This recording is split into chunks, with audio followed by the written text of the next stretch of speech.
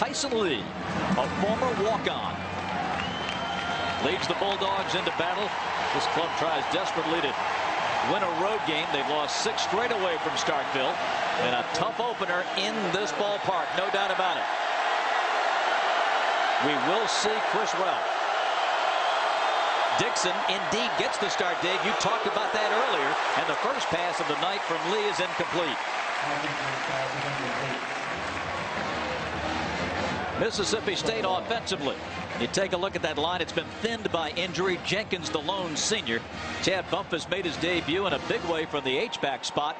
He made 2 catches last week against Jackson State, both for touchdowns.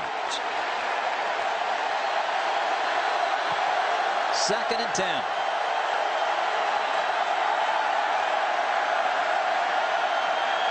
Tyson changing things up at the line of scrimmage, and Dixon gets the call.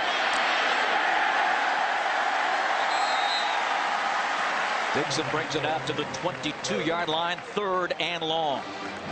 Defensively, for the Auburn Tigers, keep your eye on this man, number 52, Antonio Coleman. What a player. We'll talk more about him. Stevens, Bynes, and Herring are the linebackers. And in the secondary, Zach Etheridge was the leading tackler from a year ago. And there is Antonio Coleman, the 5th-year senior from Mobile. On the edge and ready to come.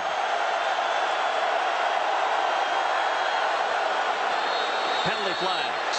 I believe Auburn jumped. Addison Lawrence, maybe the right tackle from Mississippi State. We'll see. Kenny Williamson and his crew have this one tonight. Prior to the snap, false start, offense, number 75. 5-yard penalty remains 3rd down. Craig Jenkins was the guilty party. Dan Mullen looks to the play card. The offensive coordinator at Florida. You'll see some similarities in his offense that Florida, what you see from the Gators. But remember, you got to play to your personnel, and he does not have that kind of personnel yet at Mississippi State. But we will see some similarities. On 3rd and 11. Lee scrambling. Turns it at the 20. He's got to get to the 30, and he can make it only to the 29. Great coverage in the secondary. Tyson Lee had to scramble for his life ultimately before McFadden brought him down. Well, that's a heck of an effort by Tyson Lee to try to keep this play alive. Auburn does an outstanding job of staying on coverage. Tyson Lee could not unload it, and then he almost made a superior athletic effort to get the first down, but good job to minimize damage on the scramble. Heath Hutchins is the Mississippi State punter. Let's see how Mario Fannin fares returning punts tonight. He struggled last week. He'll fair catch this one at the 27. So each team gets it, and a couple of punts. We are underway from the Plains.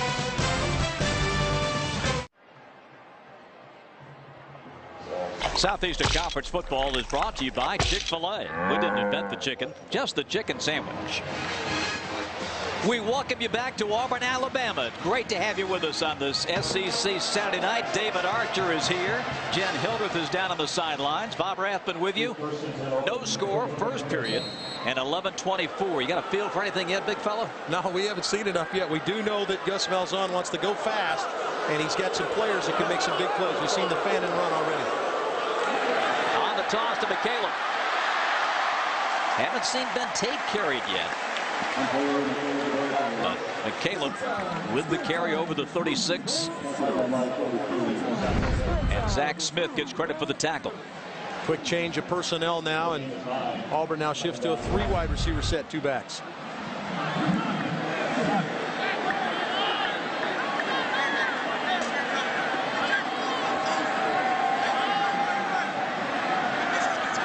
When Darius Carr is in the game at the top of your screen, number 9. Over the middle and complete. Over midfield to the 48-yard line. Darvin Adams makes the grab. Yeah, well thrown ball here from Chris Todd. Just a deep in route to Darvin Adams. You see Fannin, 27, releases in the flat, pulls the linebacker out of coverage, and there's the throw right in behind the linebackers. Marcus Washington on the coverage. Outstanding throw there from Chris Todd. Third first down of the night for the Tigers. And McCaleb wrapped up right away by Charles Mitchell. Came in from his safety spot. Ontario McCaleb, the freshman from Fort Meade, Florida, had a marvelous night. In fact, the best night for a freshman runner since Bo Jackson in 1982. He didn't miss a beat. Came in from high school, Hargrave, and went to Hargrave Military Academy. Went to high school in Florida at Fort Meade. 1,900 yards on the ground and 23 touchdowns. He didn't miss a beat when he became an Auburn Tiger. 2nd and 8 for Chris Todd, the senior from Elizabethtown, Kentucky. Hit as he throws, and the catch is made. And Adams will take it down to the 16.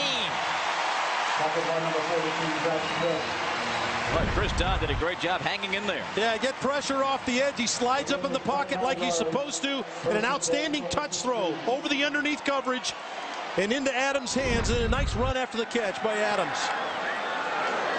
So 2 good throws from Todd over underneath coverage, dropping it in. He's on the mark here early. Auburn driving. 1st and 10 at the Bulldog 16. Quarterback draw, and Todd to the 10. Now, right now, Gus Malzahn, offensive coordinator, is dictating what's happening. They've been able to be successful on first down. Todd's on the mark. So now quarterback draw, a call that completely caught Mississippi State off guard for a nice pickup on first down. Now Cody Burns comes in at that wildcat spot, but no stranger to taking snaps, and Burns will run it.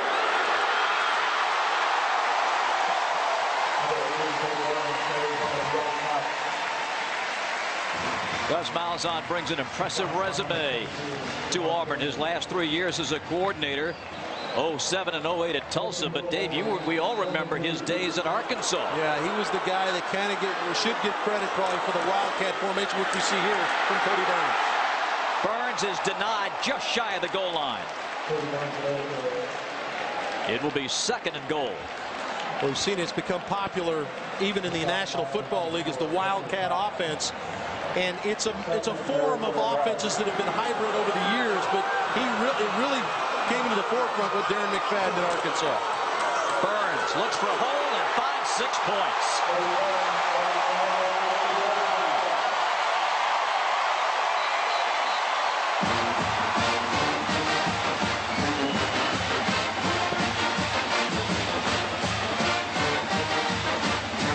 Cody Burns with his 9th career rushing touchdown. And Cody's so dangerous because we talked about the fact that he stepped away as the quarterback, became a receiver, so he is a quarterback essentially in the game, so you can't just defend run against him, or he'll throw it and score a touchdown throwing the football. This play is under review. Let's see if Cody breaks the plane of the end zone. I don't think there's any question about that. Pretty easy call for the line judge right there. Just getting in behind Ryan Pugh, the center, and blowing it straight ahead.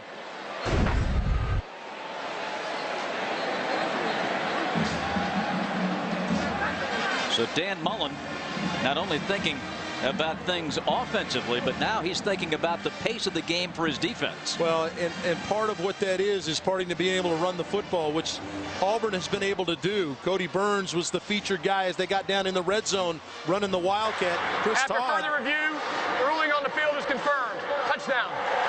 Chris Todd, a major part of that, throwing the ball. 2 excellent throws got him down in range so Cody could pound it in for Gene Chizik's club. Junior Wes Byram in to kick the extra point. Clayton Crowfoot is the holder. And he knuckleballs that one through. Like they say on Broadway, how'd you come out? And it was good. Was deflected. A timeout with 8:13 to go in the first period. Auburn 7 and Mississippi State nothing.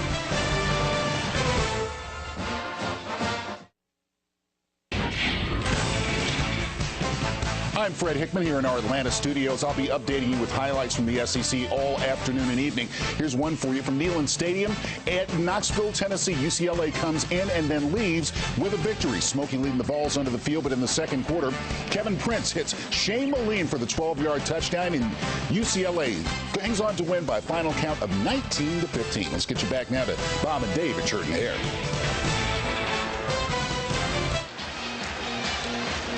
Thank you very much, Fred. We'll be looking forward to all of your updates through the evening. A big night of SEC football. You can keep it right here. We'll keep you up to date on all the games. Auburn draws first blood in this one.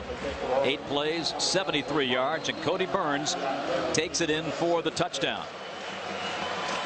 Now Auburn set to kick it deep. Morgan Hull, one of the deep men, or rather getting ready to kick off, I should say. Bonner and Berry are the deep men. And Berry decides to run it out of his own end zone. And a good return out to the 28. Well, Mississippi State gets it for a second time, and Dave Archer, that first drive was a 3-and-out. Well, now Chris Relf will get his opportunity. Tyson Lee started the football game. He had 8 starts last year for this team. But Chris Relf is a big physical kid. You see the numbers, 6'3", 235. And he had an excellent day running the football. You see his numbers throwing it, 7 of 10, excellent, 3 TDs. He also ran the ball for 82 yards and a touchdown against Jackson State last week.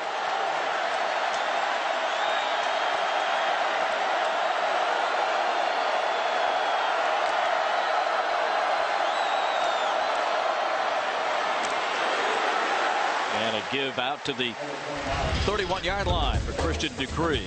Talked about Chris Relf last week. Quick throw in the flat here to Bumpus. He gets in the end zone. And then there's the big fella running, and you can see he likes to get the head turning downfield. There's an excellent throw for a touchdown as well. He threw 3 of them. There's the third. He had an excellent day. But he's a big physical kid, and as much as you don't like to make comparisons, if you want to compare what they're doing offensively, this would be similar to what the run game with Tim Tebow would look like. The throw comes over the middle and incomplete. Well, you got tremendous pressure from Josh Bynes, the middle linebacker. Auburn is pinning their ears back and getting after Mississippi State up front. Number 17, Josh Bynes, comes straight through the middle, and as a quarterback and you're standing in there, you're trying to stand in and pull the ball down to your target, but that's the reason the ball was high. Josh Bynes right in Relf's face. 8 tackles, 5 solo last week against Louisiana Tech. Junior from Florida. 3rd and long again for the Bulldogs, and a whistle stops things. The Bulldogs are going to take a timeout. We will take the timeout with them. 7:24 first quarter. Auburn 7, Bulldogs nothing. Every morning, millions of Americans set out in search of the open road at exactly the same time. This traffic makes me grind my teeth. Think commuting's tough on you? It's even tougher on your engine. My engine? Not happening. So get an oil that goes way beyond industry standards. Quaker State bonds to metal surfaces for 2 times better wear protection. Quaker State, real durable oil. For even more wear protection, try Quaker State Full Synthetic. Just $4.99 now at Advance Auto. Game day is what makes it different than everywhere else in the country, because it doesn't matter what town you're in the Southeastern Conference. Game day is an event. It's not a football game. It's an event. It doesn't matter whether you're in Starkville, Mississippi, Gainesville, Florida, or Athens, Georgia, wherever you are in that league. It's that same unbelievable, passionate atmosphere that you walk into, and that's what makes our league special. Southeastern Conference football is brought to you by Phillips HD, by Regions Bank, and by Auto Owners Insurance. Welcome back to Jordan Hare. Spirit is here. Magnificent patriotic pregame ceremony. Now 3rd and 8 for the Bulldogs. They've already been faced with a 3rd and 11 in their previous drive. Relf will run it. does not get the first down.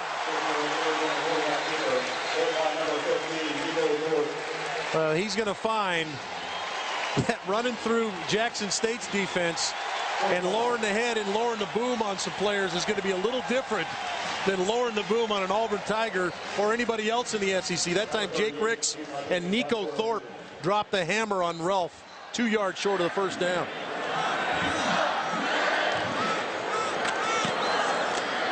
Devon Washington, one of the deep men for Auburn. This will be taken by Fannin. Well, we talked about how successful the drive was for Auburn, previous drive, and a lot of it was Chris Todd. This excellent throw to Adams over the top of the linebackers, and then this throw under pressure, he drops it over the underneath coverage again to Adams, and he gets him run after the catch, and he says, okay, Cody, you take it the rest of the way. And Cody Burns hammers it in for Auburn.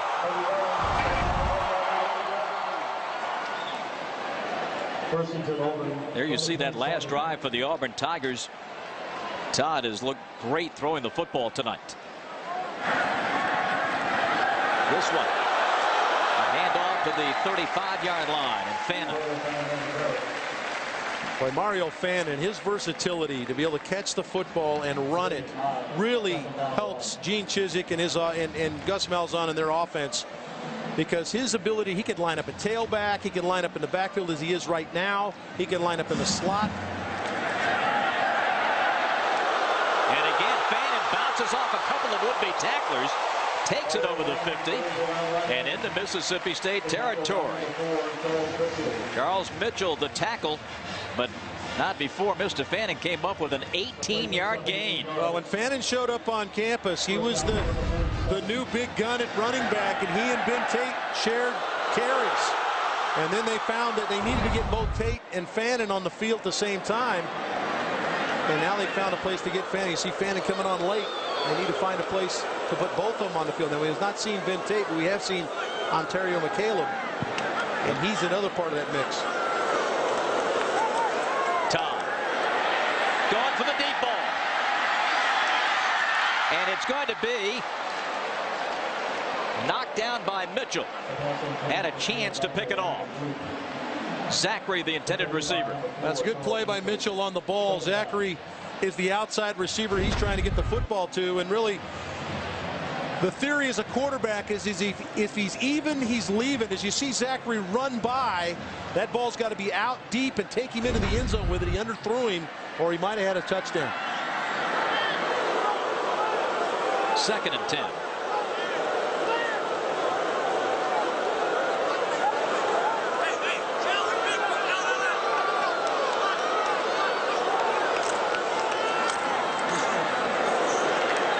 Caleb can go nowhere. Downstairs to Jen. In case you guys are wondering where Ben Tate is, I've been watching him on the sideline. He was over here on the bike a little while ago. I've been told that it's a coach's decision, reason for him not being in the game, but I did see Gus Malzahn go over and talk to him a few moments ago, so I'd be surprised if we didn't see him sometime soon. Yeah, he's riding on that bike right now, trying to keep the legs loose, so when they do dial him up, he gets out there and plays. He's ready to go and warmed up.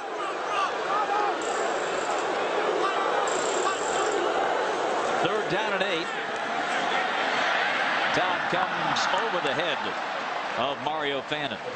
Yeah, we got a flag on the play here, Bob. And Lee Zimba, who's working against Pernell McPhee, he held on to him. Two big guys, Goliaths, going head-to-head there. And Zimba got a little bit too much of McPhee, and that's what you're going to get here, a hold against the Tigers. Holding on the offense, number 50. The penalty's declined. 4th down.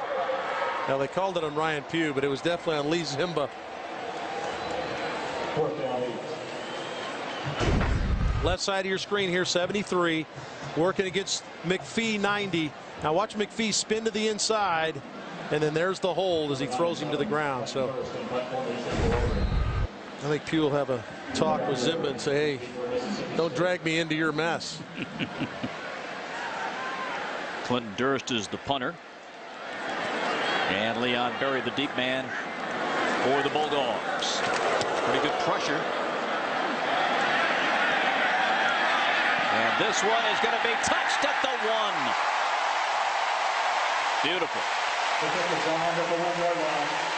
45-yard punt. Number 61, Josh Harris.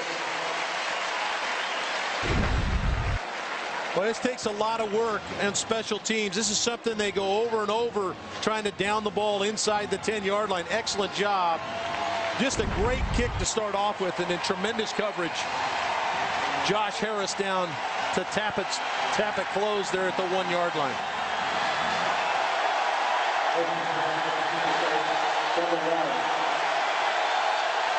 Tough spot here for a young quarterback now, deep in his own end zone.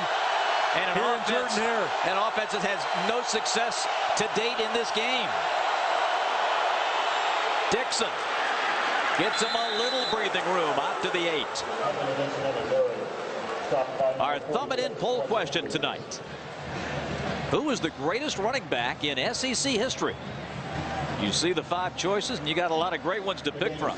Fred Hickman in our Atlanta studios will be updating this throughout our game tonight and give you the results as to who you say is the greatest running back in SEC history. Text your answer to South. 2nd and 4 from the 7.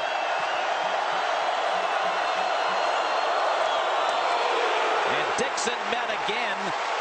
A loss on the play. Adam Herring coming up with the stop. And what a remarkable story this young man is. This sophomore from Arkansas just returned to practice a week ago after a 9-month layoff for a heel injury, and he is playing great. Excellent job at filling for the linebacker spot. Got a host of help. Jake Ricks also in on the play, the big defensive tackle. 3rd and 5.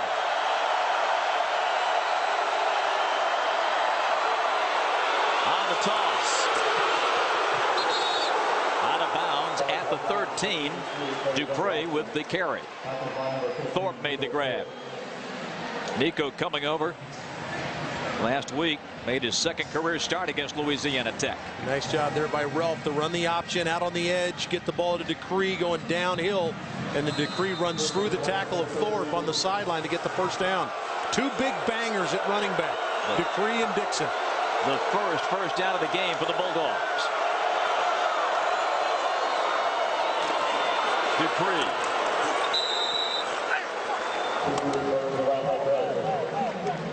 Well, you talked about it, Dave. The Bulldogs looking to get some success first on the ground to reestablish some confidence. Well, it will help your young quarterback as well. If you can get the ground attack going, now you can play action. You can do all those things that you want to do if you're Dan Mullen. But it certainly gets you out of the shadow of your own goalposts. And he's got 2 backs that can carry the mail, and both of them can block for one another as well. To the sideline and through the hands of Brandon McCray. This is a ball club, Mississippi State, that struggled mightily offensively a year ago. Well, Bob, you mentioned the fact that they just got their first down of the game. They were 0 for 14 on 3rd down conversions last year in this game. It was a 3-2 nail biter. Auburn puts in a nickel back. 3rd and 8.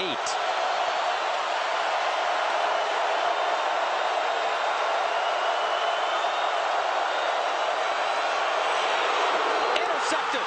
Coleman. To the end zone. Did he get in? Touchdown.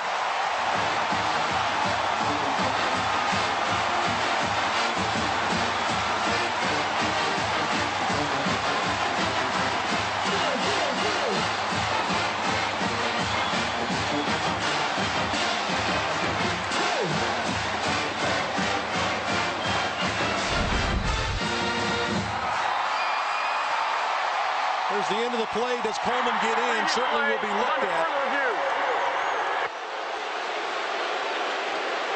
Antonio Coleman Well, the versatility of Antonio Coleman, he's a pass rusher specialist, and not just that, he can play the run as well, but here you see the versatility to drop into zone coverage in a zone blitz. Damon Washington, 14, gets the pressure. The big defensive end drops off in zone coverage, and now does the big fella get in? Well, you got to like the style points on the dive. I give him a 9.5 on the dive. That ball has to stay inside the pylon. It doesn't matter if he came in out of bounds. As long as the ball stays inside the pylon, it's a touchdown as he breaks the plane. That pylon is out of bounds. Boy, that is going to be a tough call upstairs, and they are still in deliberation. Boy, just an outstanding call defensively that time by the Auburn Tigers. Ted Roof, the defensive coordinator here, working against Dan Mullen's offense, but dialed up the zone blitz that time. After first view, the ruling on the field is confirmed. Touchdown.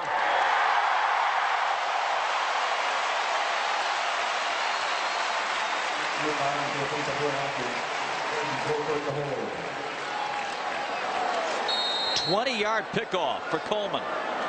And now the extra point as the Tigers continue to dominate the proceedings. They are going downhill. A defensive score to make it a 14-0 lead.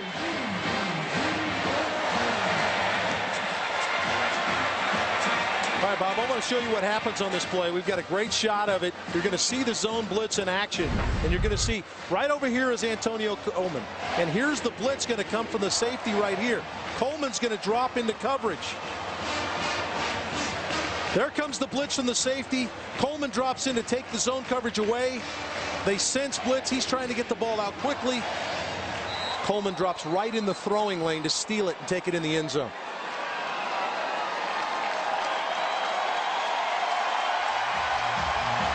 Antonio Coleman with the touchdown, the Nagurski Award nominee, the Bednarik Award nominee, the Ted Hendricks for Best Defensive End nominee.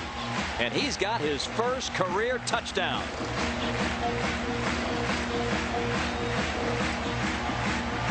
It has been Auburn domination in this first quarter. Morgan Hall ready to kick it deep. Leon Berry, Wade Bonner, the up men.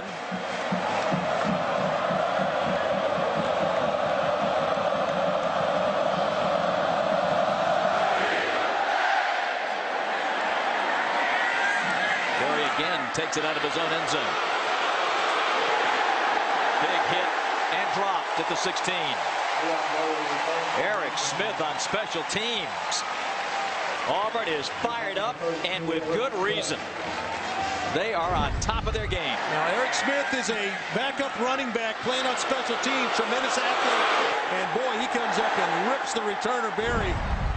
Boy, it's infectious, though. Something happens offensively. Something happens defensively. It affects the rest of the football team, not to mention the 90,000 or so that are here at Jordan-Hare.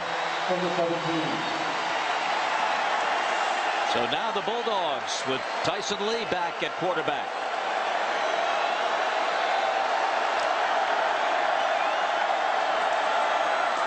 Dixon. And run down from behind at the 24-yard line by Zach Clayton. Just a lead play off the left side, and Anthony Dixon missed the first game of the season because of a suspension. Dan Mullen reinstates him for this game. He is just 600 yards or so short of the all-time rushing record at Mississippi State, held by Atlanta Falcons' Jarius Norwood.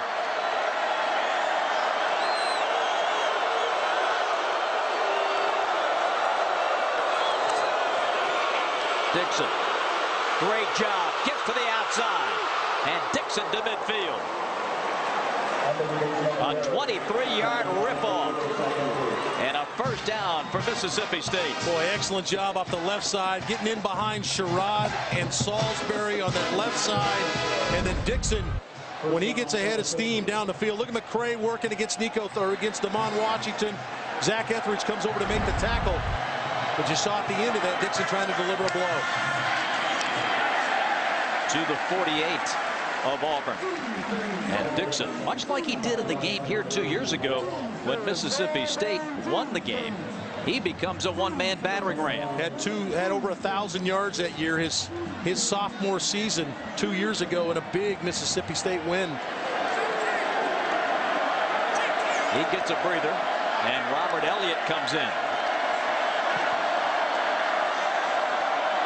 Everything has been on the ground for the Bulldogs.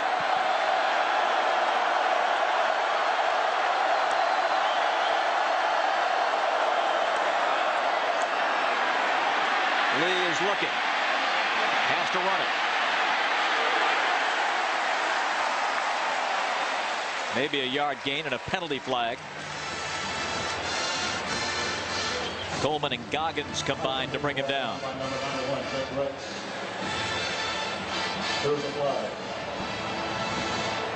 The Auburn pass coverage, Dave, has been outstanding. Foul, face mask on the defense, number 52. The penalty is 15 yards from the end of the run and an automatic first down. Coleman coming over to the sideline after the penalty gives Mississippi State a first down. And you see where he made the play. Now he's going to get flagged for the face mask, but Coleman lines up on the other side of the field at defensive end. He came clear across the field on the sideline to try to make that play. But you mentioned the coverage of Auburn. It's been pretty good, very good in fact, but when Tyson Lee scrambled out, we've seen it twice, his receivers are not working back to him to help him out.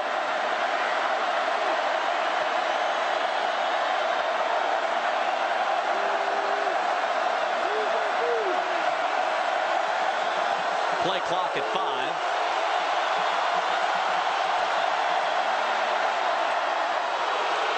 On the option, Elliott, nothing doing. Craig Stevens, hello. Well, just a slow developing play against an Auburn defense that can run, and the two linebackers were the ones that made the play. Bynes pressures the quarterback, and Stevens comes over the top to make the play on the option, but it just took too long to develop.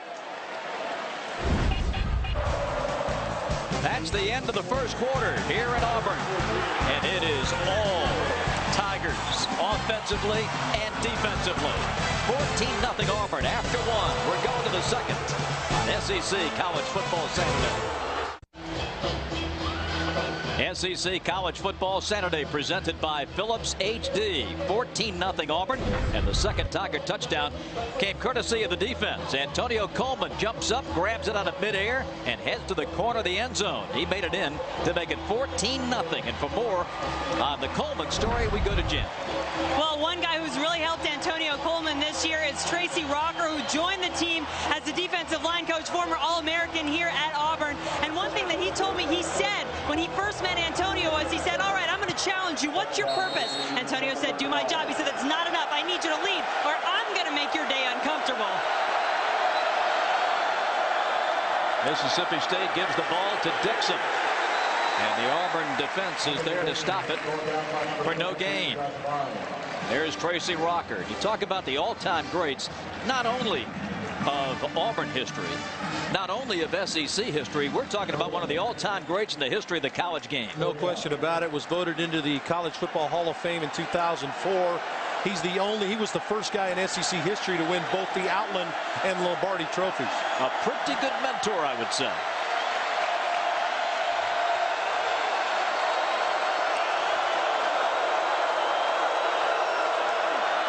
Lee back to pass. And a great grab on the sideline and out of bounds. Brandon McCray with a great hands catch. And a 19-yard gain. You said it, Bob. This is a spectacular catch by Brandon McCray working against Damon Washington.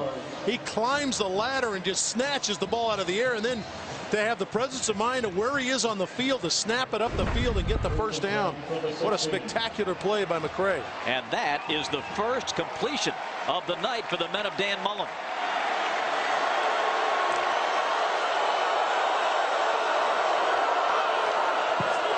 Dixon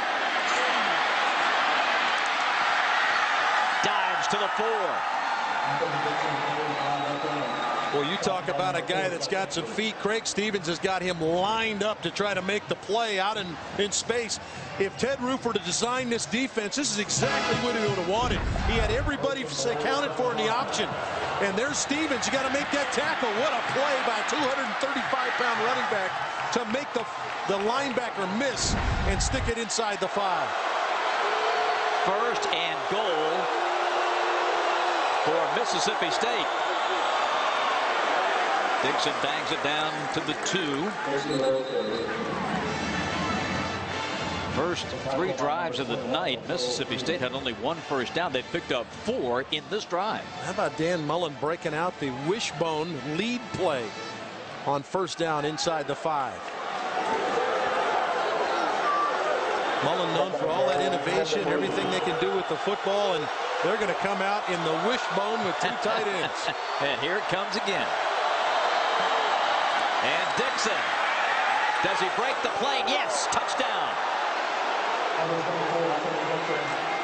Anthony Dixon gets Mississippi State back in the ballgame. Just the same play again, the lead play. The wishbone considered one of the great short yardage offenses of all time. And it's just a straight lead. 2 backs leading up the field.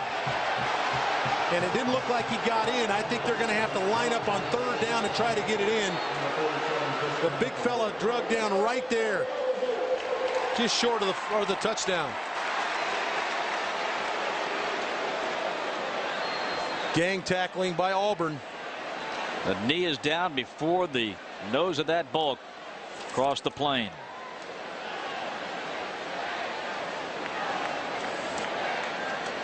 Right there, just shy of the goal line. So I think you're going to get to see it maybe one more time.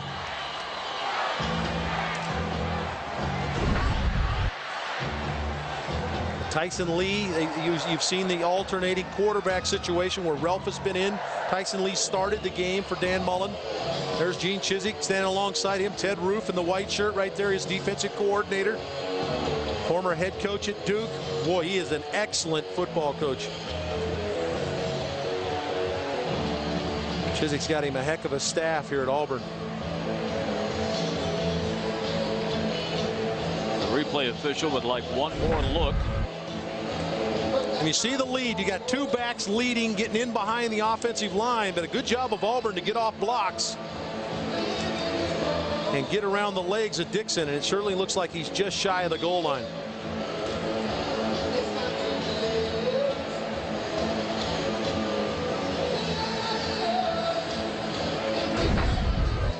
You think back on this drive, how big was that face mask penalty?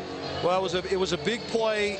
It was on a scramble by Tyson Lee. Antonio Coleman was flagged for the penalty. But really, this drive has been about Anthony Dixon and the offensive line trying to establish some physical play and coming off the football. Got the big catch from Brandon McCray on the sideline. So it's been a couple of guys stepping up for a team that struggled offensively to this point. This might be one of those it's hard to tell from the different angles. After further review, the runner's knee was down at the 1-foot line prior to the ball breaking the plane to the goal line. Therefore, it'll be 3rd down at the 1-foot line.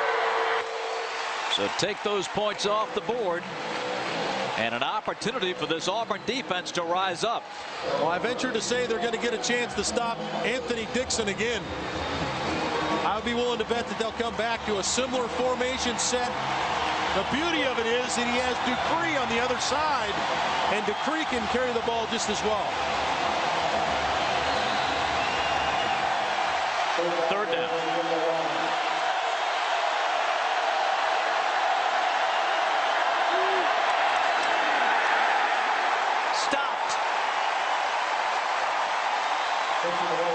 Dixon trying to go over the top. Boy, it's hard to tell, Bob, and it certainly looked like Freeman got in. It looked like Zach Etheridge, the safety. Clayton was in there. There was a number of players in around the legs of Dixon as he elevated. See, he ran into the back of his own player. Brignoni, the center, was shoved into the backfield. Now 4th and goal from the 1. They'll go.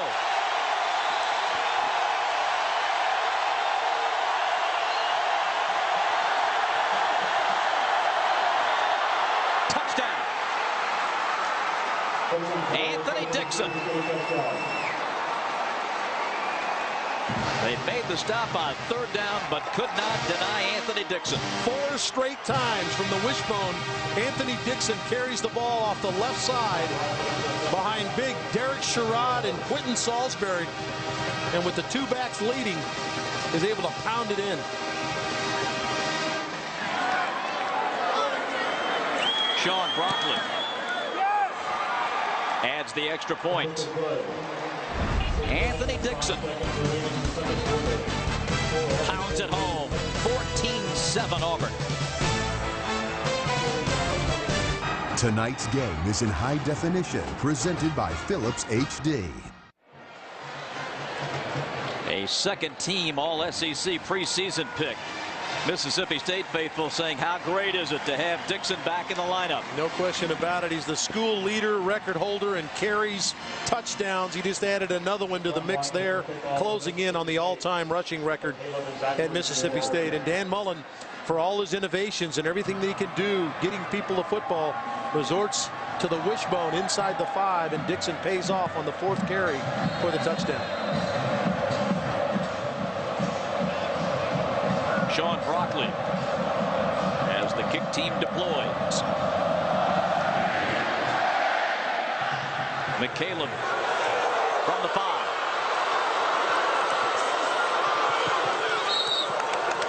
Auburn will start inside the 20 at the 19. And the key numbers from our first half brought to you by Academy Sports and Outdoors. And even though the numbers favoring Auburn through the first quarter and plus, Mississippi State getting back in this ball game. Well, the numbers have evened out significantly because of that drive. Anthony Dixon running the football behind his big offensive line, a couple of key plays, a penalty, and a great catch by Brandon McRae, and we got a ball game here early here in the 2nd quarter.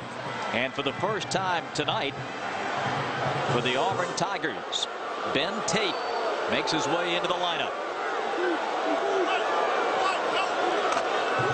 And gets the carry.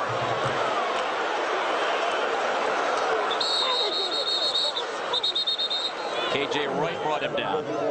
Ben Tate rushed for 117 yards last week and went over 2,000 in his magnificent career. And really was the only offensive threat or weapon in last year's 3-2 game. Rushed for 92 yards last year against Mississippi State. He's the leading rusher for this team last season. Grinds it straight ahead. Again, KJ Wright there. And out to the 29. Well, it's been coined a number of times, the Thunder and Lightning, and Ontario McCaleb being the quick guy and Tate the banger. But Tate's got some moves of his own. He was quick to mention that.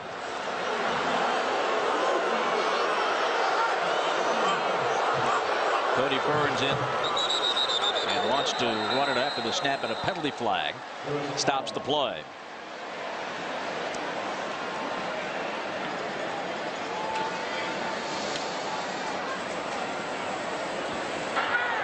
Prior to the snap, false start on the offense, number 73, 5-yard penalty, remains 3rd down.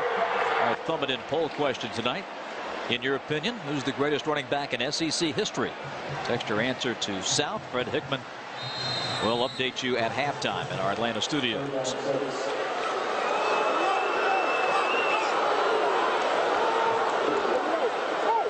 Third and 6.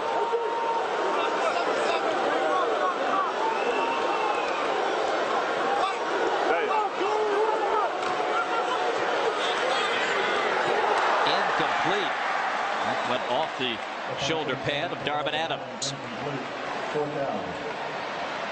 A big night of SEC football under the lights. We've had a couple of games in the books. Florida won big over Troy earlier today in Gainesville. Tebow had a magnificent day throwing the football.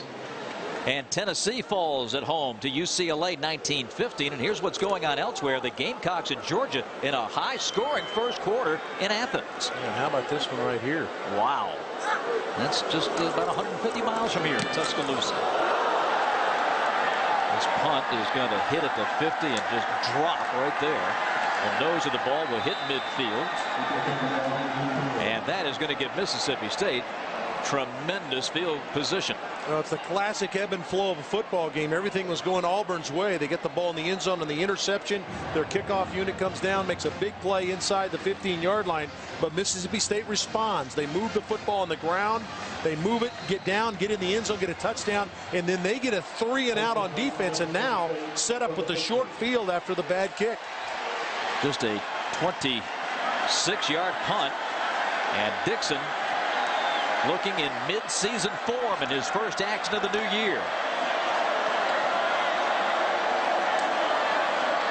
Lee at quarterback, cranks and throws, complete to the 39-yard line. A beautiful catch by Leon Berry. And Mississippi State, with its passing game, getting some opportunities on the outside. Well, and because of the ground game, the linebackers have to stay in away, take away the ground game. Good read from Tyson Lee. Releases Dixon in the flat, pulls the flat defender out of there, and a good throw to Berry to pick up a big gain on a first down.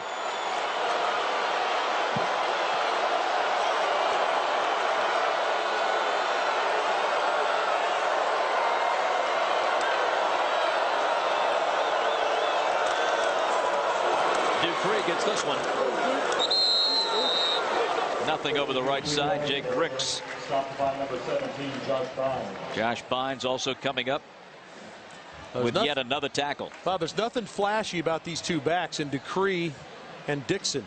Both of them are bangers. They'll come straight ahead at you. They do have enough ability to make you miss. We saw Dixon make Craig Stevens miss down in the red zone out in the open space. They both catch the football well, and they can both block. So two guys that are complete backs.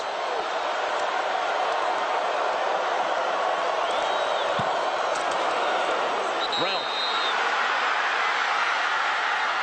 And upended as he gets to the 10-yard line.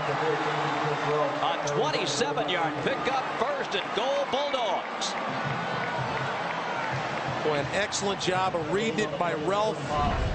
This is the zone read play. He looks at the end crashes, he pulls it. And then the big fella gets the big frame rolling down the field. Good read on the edge. Watch him see his eyes are on the defensive end. Zach Clayton. Boy, good job by Ralph to read it. That was classic zone read play from Chris Ralph.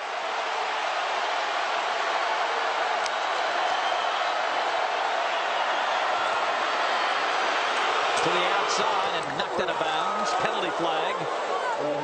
Addison Lawrence lost his helmet. And the penalty will go against Mississippi State. Holding. They're having a tough time getting Jake Ricks out of there.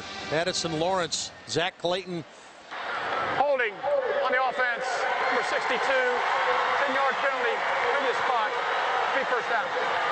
Zach Clayton also involved, and Zach Clayton really is the guy that's tough. Look here, Lawrence gets shoved into the backfield, clouds the look for Ralph, so Ralph slides to the outside, and as Clayton slides off the block of Lawrence, reaches out and grabs him, and that's where the flag comes. Great job by Clayton to stuff the play. This game is turned around 180 in the second quarter. Ralph under center, quick toss to the wing, and out of bounds at the 16-yard line is Leon Berry. Nico Thorpe ran him out of bounds. That stops the clock at 8:22.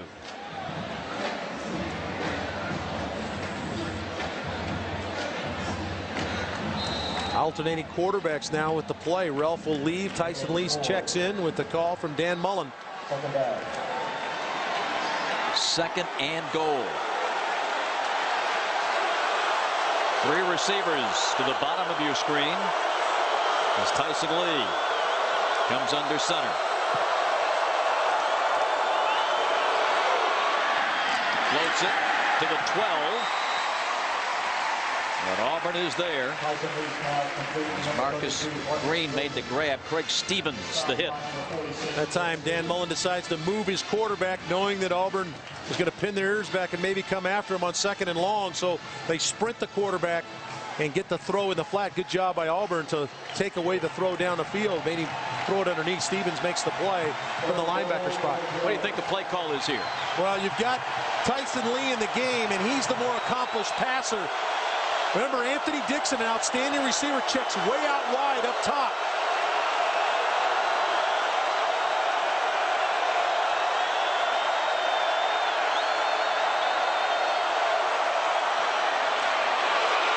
Deflected and incomplete. Tipped at the line of scrimmage. Jake Ricks, number 91. Antonio Coleman getting up. Let's see. And I'm not sure he could have got this in there had he gotten it past Ricks. Ricks bats it down, but Bates, 25, the safety. You see him lower the boom on Wilder. He was closing with separation from man and ball on his mind.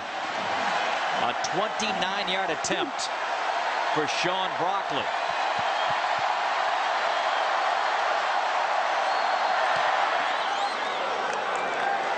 And it is good.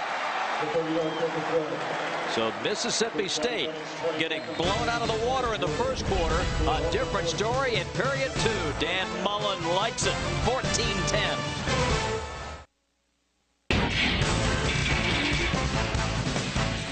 Fred Hickman back in the studio with an update. As Bob told you earlier, a good one going at Bama. Florida International and number 4 Bama. This is T.Y. Hilton taking a kickoff 96 yards in the first quarter. That cut Bama's lead to 10-7. And then Paul McCall to Greg Ellingson in the second. 9 yards to make it 14-13. But Bama has scored to go ahead 20-14. More coming up at the half. Thank you, Fred. Over in Athens, 17-14 Gamecocks. LSU 10-7 now over Vanderbilt in Baton Rouge in the second period. Well, and all the talk in Tuscaloosa this week was about how they were not going to repeat the performance that they had against Tulane last year, where they just scratched and clawed to get a win to extend their home winning streak. But they're having a tough one with Florida International tonight. McCaleb on the return. Over the 30 and out at the 32. 27-yard return. Now Auburn, David, looks to restart its offense. Well, and that's part of the problem now if you're Auburn, because Mississippi State has been able to possess the football. My offense has been on the sideline now, and from a continuity or rhythm standpoint, you almost have to reestablish that now. You've been on the sidelines quite a bit over the last 10 minutes of the football game. So now Chris Todd going to have to come out and make some of those throws we saw in the first quarter to try to get this offense cranked up again. Chris Todd at the controls for the Tigers, first and 10 from the 32. McCaleb still going and rolled up after picking up a couple of yards. Now, right now, Mississippi State's front seven is outplaying Auburn on the front wall, and it's going to take a throw from Chris Todd to try to loosen that up a tad.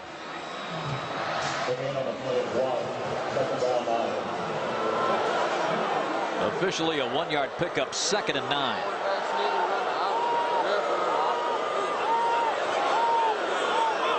Three down linemen, 3 linebackers, 5 defensive backs in the game for Mississippi State.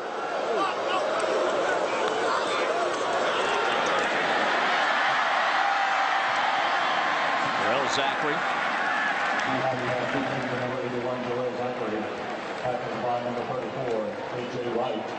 There's Carl Torbush, the veteran coach, former head man at North Carolina, taking over as the defensive coordinator for Dan Mullen. We talked about the staff for Gene Chizik, the outstanding staff for Dan Mullen as well. McCaleb weaving his way over the 45 to the 46 before Damian Anderson brought him down. Big Andrew McClain, the right tackle for Auburn, got his first career start last week. Got a good block there to help get the first down for Auburn. McCain, 6'6", 300 senior from Birmingham. This play goes nowhere as Ryan Pugh, Nick Bell putting on some major heat. Nick Bell, redshirt freshman, he also got his first game experience last week against Jackson State. So a lot of young football players for Dan Mullen. 2nd and 14. And the flags come flying.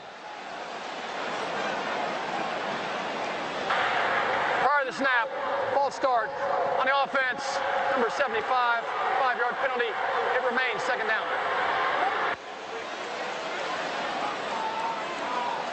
Gus Malzahn calling for a personnel group.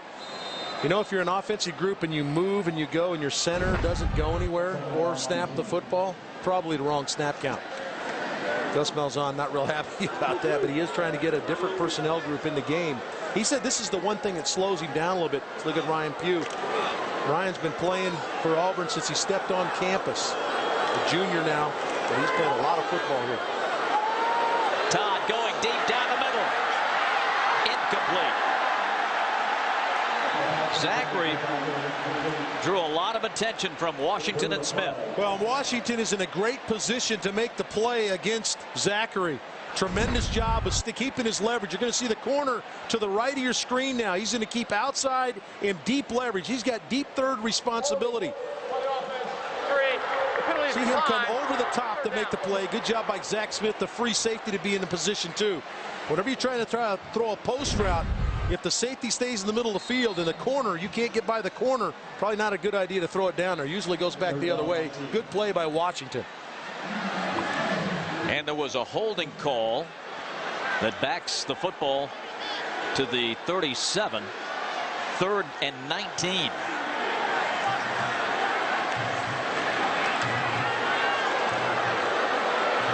Todd. Incomplete. That time, Darvin Adams was trying to come back and help a bit. Well, Darvin Adams made a couple of catches early in the football game, and this is his 2nd drop, and I'm going to call this a drop as his quarterback moves now. Now your job is to find a hole and idle down, but his feet slip out from underneath him, and the ball hits him right in the chest. That's a catch he's going to have to make for his quarterback as he moves out of the pocket. And in the statistics, they don't count the drop, so Todd is now 0 for his last 5.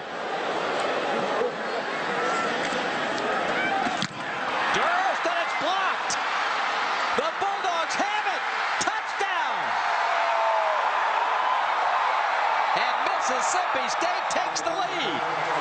Robert Elliott picked it up and scored the touchdown.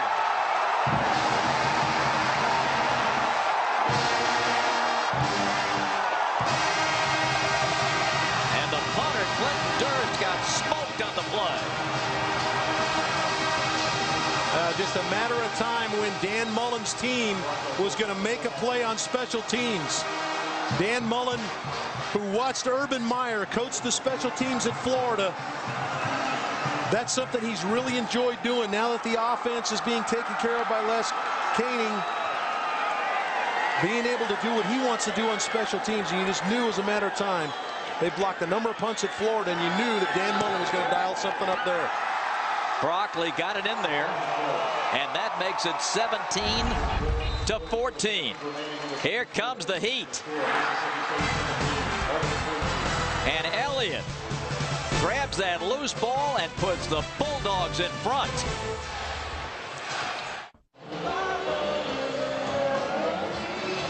We are back at 17-14. Mississippi State, the punt block and the touchdown. There's Hanrahan, Patrick Hanrahan. He's going to get the block. Okay, spread formation. You see a lot of screwy formations. Want to watch here? Right here is Hanrahan. Now they're going to try to count. Now you got to count for the 3 most dangerous. There's one, and there's one. Let him go. He's too far away from the punter. But they don't block Hanrahan. He goes right through the middle and gets the block. So a poor job by the up men to take care of the most dangerous men against the punter. And Hanrahan blows through and blocks the kick. Hanrahan stays on in the special teams duty. And Elliott, who picked it up and scored, ready to race down the field. Here comes the Mississippi State kickoff. McCaleb from the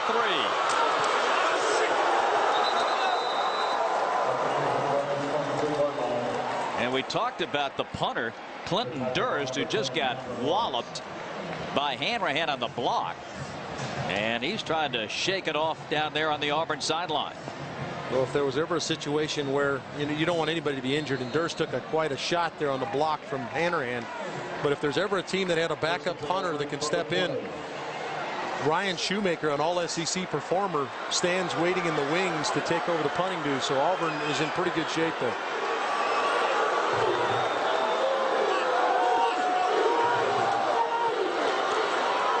Tate. Good run for Ben. Out of bounds. First down, Auburn at the 37. 18-yard gallop. Well, when you run the option, you've got to get the blocks on the perimeter. You're going to see number 5, Tommy Trott, show up just right there. That block right there gets Ben Tate on the corner against Wade Bonner, and Tate up the field. Tate trying to get to that corner again. Hit hard as he crosses the 40 at the 43. But a little bit flavor. A little bit different flavor to the Auburn running attack now with Ben Tate in the game. He has the ability to run through tackles. A little bit of what you get with Fannin on the edge, you're getting with Ben Tate now.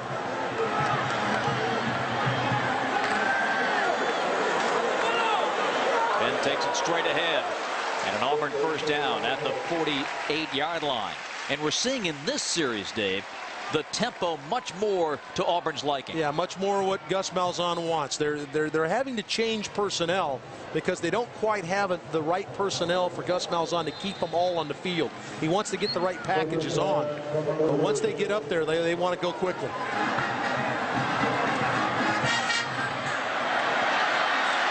McCaleb crosses Bulldog territory. Charles Mitchell knocks him down at the 47. Mitchell gets the tackle. Excellent job by Chris White, the outside linebacker that time. Blew up the outside lead block and really clouded the look for McCaleb as he picked up 4. Down 14-0. Mississippi State leads 17-14. And one of the Auburn scores was the Coleman pickoff. Down on the option. McCaleb.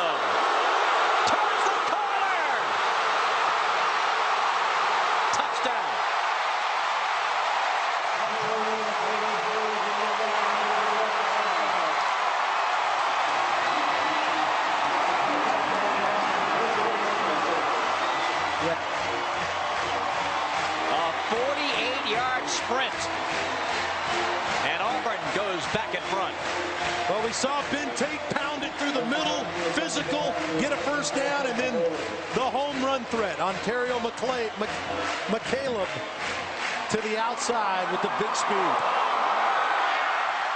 Byron's kick is good. 3:08 left. Auburn 21-17.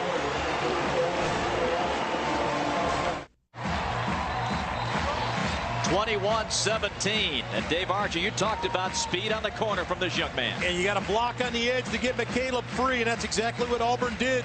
You got to get blocks down the field. You're going to see them. We're going to freeze it for you right here. Tommy Trott, there's the block there. Now the block out on the edge, and there's Cody Burns. How about that? 2 key blocks, and then it's big speed on the sideline. You got to get the guy to the edge, and it's going to take blocks. Tommy Trott, Cody Burns getting that done, and then McCaleb takes care of the rest. And there's Cody. I think one word sums up his contributions to the overall football program this year, and that's selfless. No question about it. And you tag right behind that in parentheses, a football player. Makes a magnificent block. Auburn 21-17. Hall's kick again to the end zone and buried.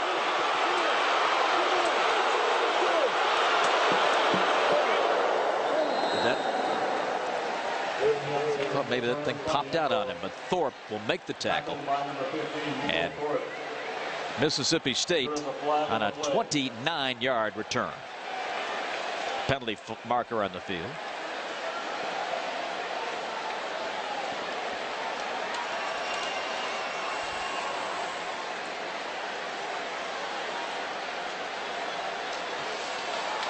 During the return, holding receiving team, number 82. 2 yards penalty, first down. Down to Jen on the sidelines. Bob, you guys used the word selfless to describe Cody Burns a few moments ago, and I think every single person in this stadium would probably agree with you. To do what he did, get up and talk to his entire football team when he was so disappointed to lose out on that quarterback job, and make sure he had this entire team not only behind him, but behind the starting quarterback, Chris Todd. Tyson Lee, quarterback for Mississippi State.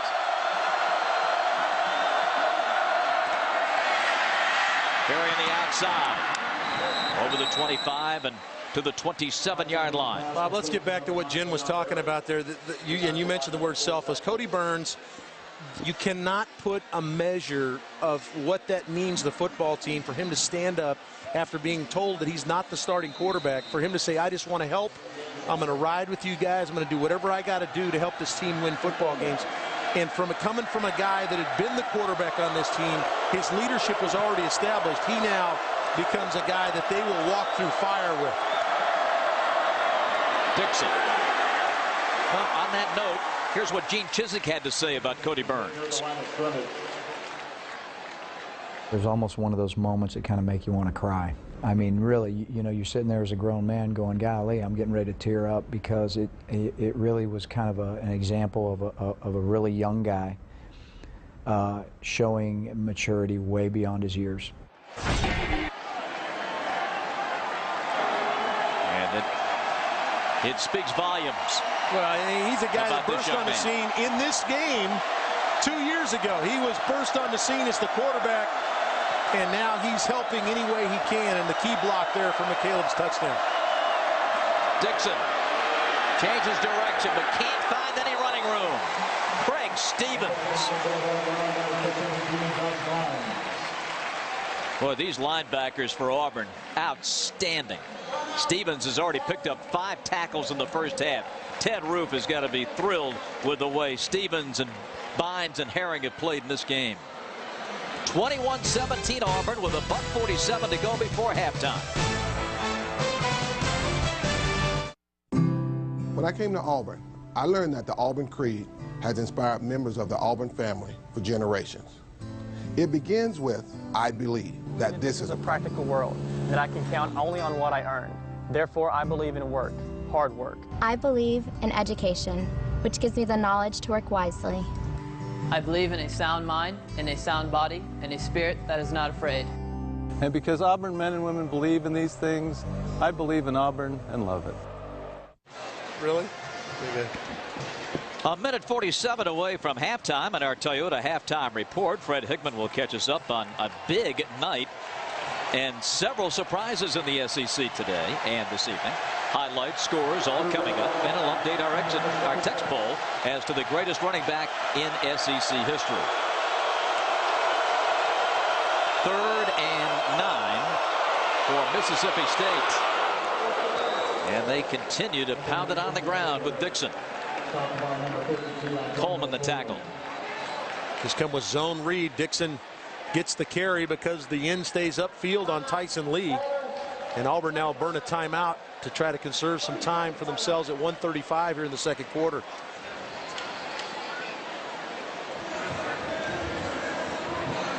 Dan Mullen.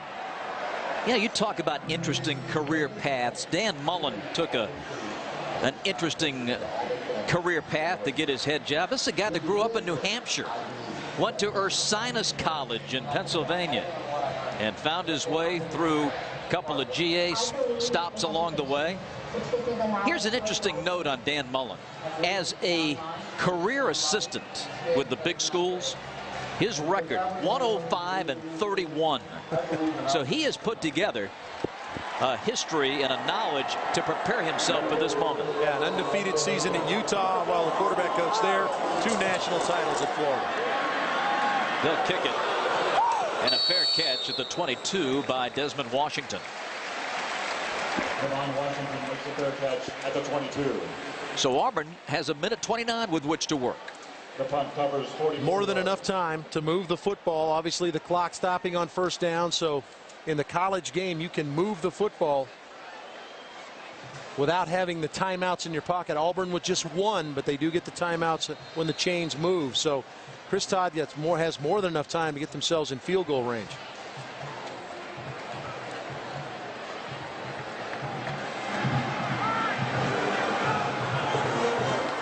1:29 to go, second quarter. As Chris Todd comes under center and will roll and look and unload a side armor as the heat was coming, and it's incomplete. Boy, well played by K.J. Wright. Just a tremendous outside linebacker, 6'3", 245 pounds. But what he does on the boot is he slow plays it. By that I mean he takes away Todd's options. You watch him take away the back right now. Now he's going to rush the quarterback.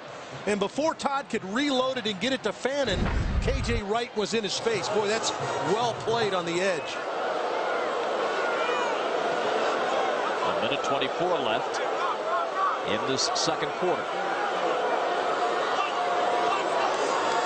On 2nd and 10, Todd trying to get that ball down the field and out of bounds to stop things at the 25-yard line. Mario Fannin with the grab. Now if you're Dan Mullen, you start thinking about getting the ball back yourself. It's 3rd and 7 now, and he's talking about his defense trying to get a stop. Defensive coordinator Carl Torbush looking to try to get a stop and get the football back. And Dan's got 2 timeouts in his back pocket.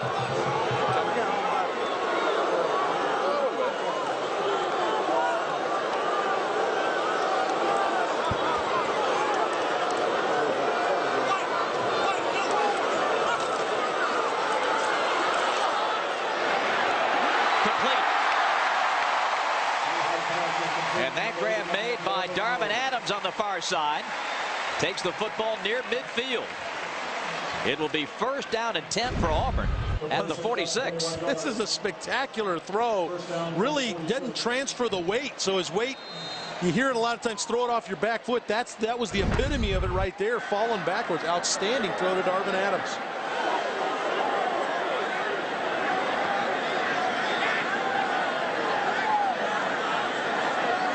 Auburn comes with 4 receivers. Tate the setback. A lot of 3-down line, 3 linebacker look for Mississippi State with K.J. Wright rushing. Oh, the wraparound to Tate. But Mississippi State was there.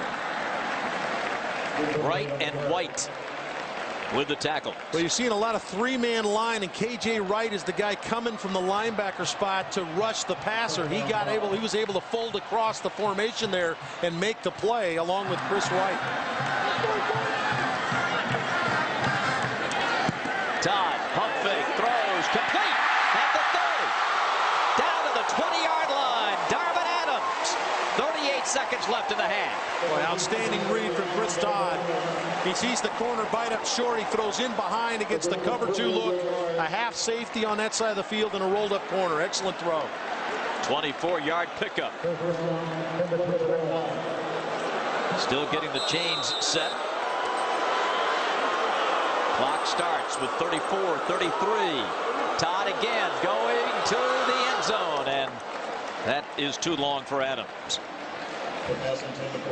This is the previous play. That's a good job. Watch the corner bite up right there. As soon as the corner bites up, that's his read. The safety play in the half. Washington bites up on the underneath route, and he throws in behind. That's classic. That's a classic way of stretching the cover 2 coverage. And when you're cover 2, it's 2 safeties playing half the field, and then you have 5 underneath defenders, and the corner bit up underneath, and he threw in the hole behind.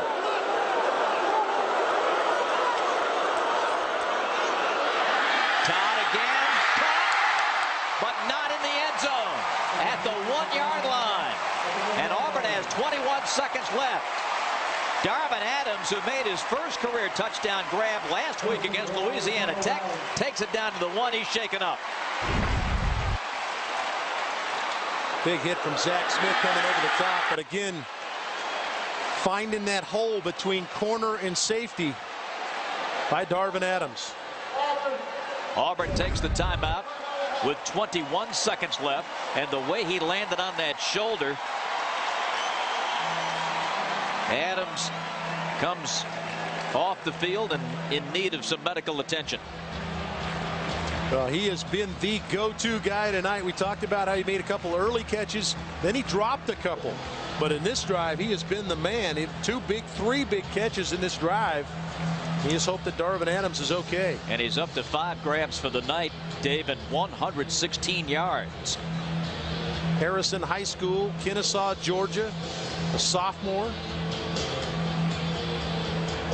Last week was his first career start and having a big impact on this one. Well, there's no question that Chris Todd believes in him, because he is filling him up with the football and he is paying off.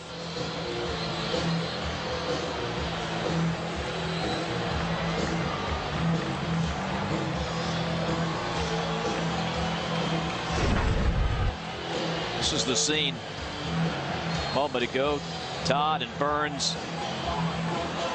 We just love that coming together of this 2009 Auburn Tiger team. Now 21 seconds left, no timeouts. Cody Burns is at quarterback, so you got to be careful here whether you can get lined up again. The fake to Todd, Burns the other way, touchdown.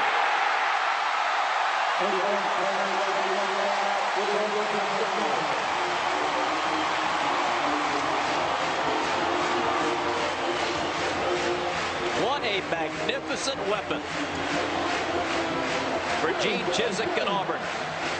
Well, spectacular drive by Chris Todd and the Auburn offense. The big 3rd down and 7 conversion to Darvin Adams, and then it was no looking back. 2 more big throws, and then Cody Burns out of the Wildcat. And Auburn's opened up an 11-point lead. Wes Byram knocks it through. Todd was the motion man on this play. Yeah, really no chance of Cody handing him the football, but you got to stay honest. Just freezes the safety discount. But really, it's about Cody Burns knowing he's got to get in the end zone. That was a situation there with no timeouts left and just 21 seconds left on the clock. If Cody were to get caught up in a big pile trying to get the ball snapped for another play, Cody would have had to have the presence of mind to maybe kill the clock. But that didn't come to bear as he's able to stick it in the end zone.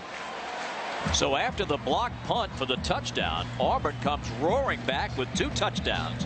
McCaleb's big burst for 48, and as you mentioned, Dave, a fantastic drive resulting in Burns' second 1-yard TD run of the game. 28-17.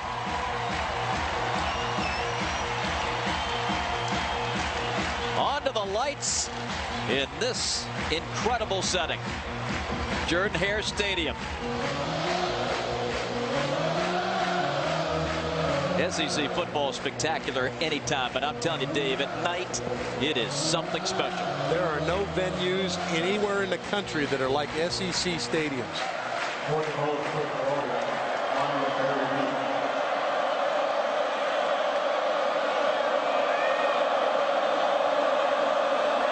Leon Berry is the deep man for Mississippi State.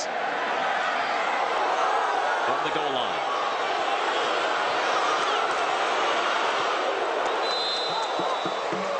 Ten seconds remaining in the half.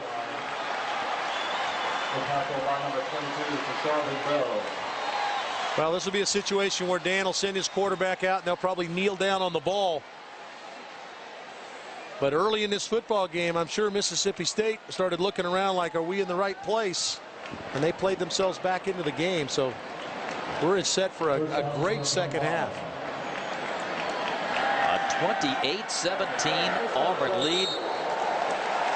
Tyson Lee takes that knee, and the first half is history here in Auburn. Tremendous momentum swings. Auburn dominated the first period. Then Mississippi State came roaring back and got the lead at 17-14 as we head it down to Jen with Dan Mullen. Well, Coach, your team came back in this one, but now has to come into the half trailing again. What do you need to do defensively to stop this Auburn team? Well, you know, it's the big plays we're giving up. You know, we're stopping them and then giving up a couple big plays. We got to stop that and, you know, and just kind of contain it inside out. Offensively, what did you like from your team in the first half? Well, you know, we're a little cleaner. We still have a lot of execution we do. We need to make some big plays, though. You know, they're making all the big plays in this game. Our offense got to come out and have a couple big hits like they've done. All right, Coach, thanks very much. Bob, sounds like big plays, the name of the game in this one. No doubt about it, and a big second half awaits. But first, Fred Hickman. He's going to get us up to date on a big night on this second Saturday of the SEC season. We've got a great one cooking here on the Plains. 28-17 Auburn. Fred Hickman coming up with all the updates and info in just a moment.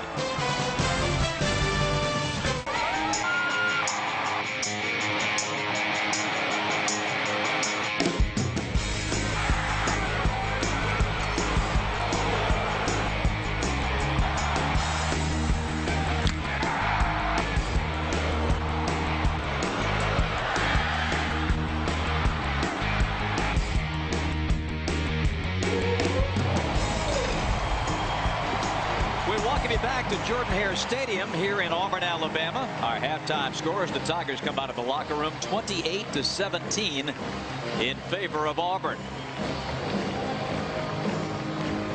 Bob Rathman, Dave Archer back with you here in the booth. And this game was 14-0 Auburn, and it looked like it was going to be a blowout.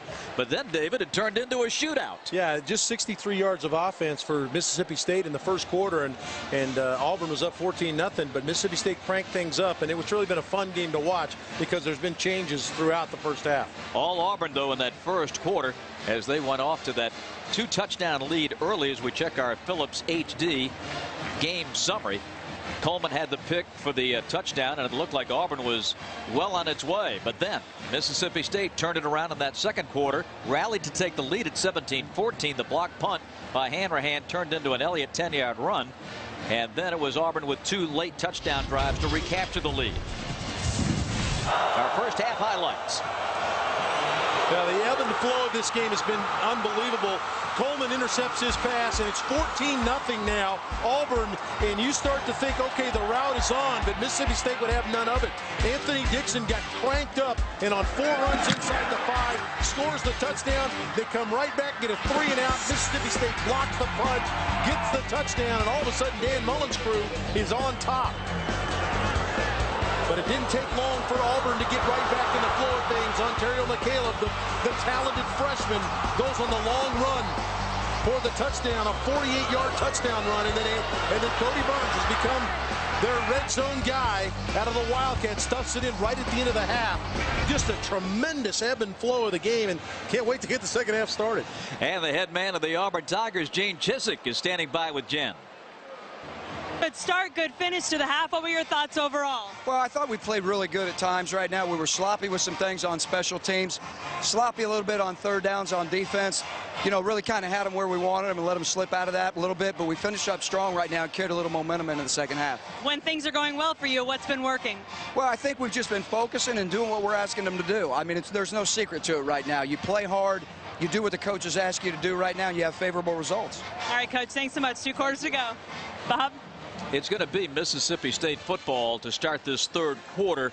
What's Dan Mullen think about this initial drive? I think you got to get back to what you were doing. Anthony Dixon is the key to their offense. You got to pound the running game, get Ralph running the football. Tyson Lee has come in and made some nice throws, but the key is to get the ground game cranked back up so they can possess the football, eat time off the clock.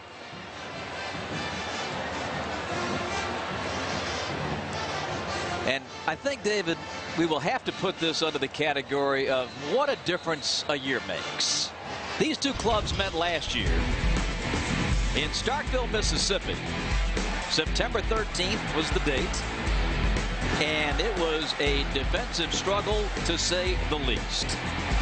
The final score of this game was Auburn 3 on that field goal, and Mississippi State 2. Yeah, and really the 2 points that Mississippi State got for Sylvester Croom and his crew was a holding penalty by Ryan Pugh, the center, in the end zone by Auburn. So Mississippi State did nothing. 114 yards of offense in that game.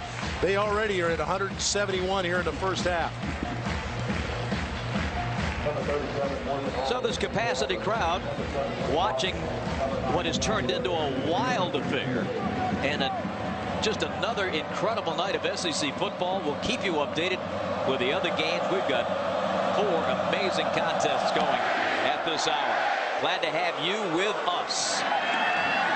A return by Leon Berry from the 2. Finds a seam.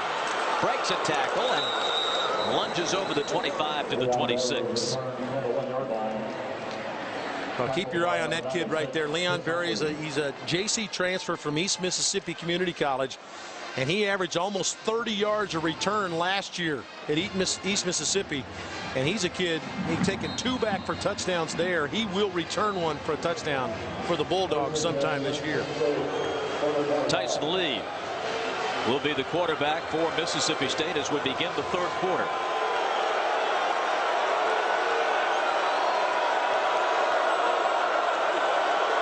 Dixon, the setback, and he carries it out to the 31. Josh Bynes wraps him up. So if you're Dan Mullen and you go in at halftime You challenge your football team, okay, we're going to put it on the offensive line and we're going to come off the ball and run it. It's time to get that done. That's who we are. We're going to beat them up, try to beat them up physically, and Anthony Dixon's going to carry the rock. And an offensive line that has been thinned by injuries. Tobias Smith, the redshirt freshman, has been out. Came out of the cast last week for the injured ankle. But guys like Sherrod and Salisbury, Brignoni, Jenkins have done a good job for Dixon. This time coming through as a penalty flag flies. Zach Etheridge came up with the tackle on Dixon.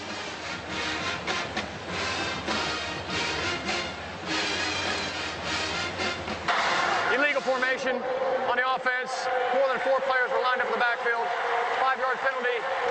Repeat, third down. Tonight's game is in high definition, presented by Philips HD. So Dan Mullen and the Bulldogs faced with a 2nd and 10. Well, and if you want to run the football and feature the run, you can't have those kind of mistakes, because now it takes you out of your mold of being able to run it on 1st and 2nd down. Now 2nd and long forces you into a little bit of a passing situation.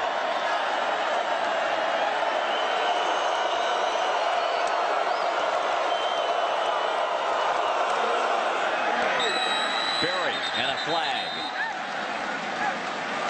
Lawrence jumped.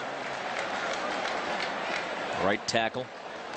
Prior to the snap, false start on the offense, number 62. 5-yard penalty. It remains 2nd down.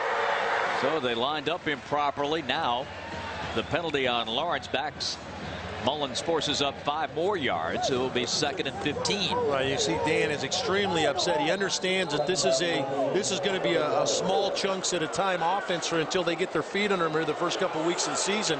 And to give up 10 yards on mental mistakes, can't afford it.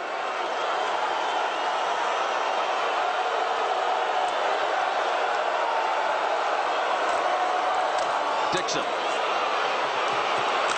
steps over and gets to the 26-yard line, so it'll be 3rd and about 9.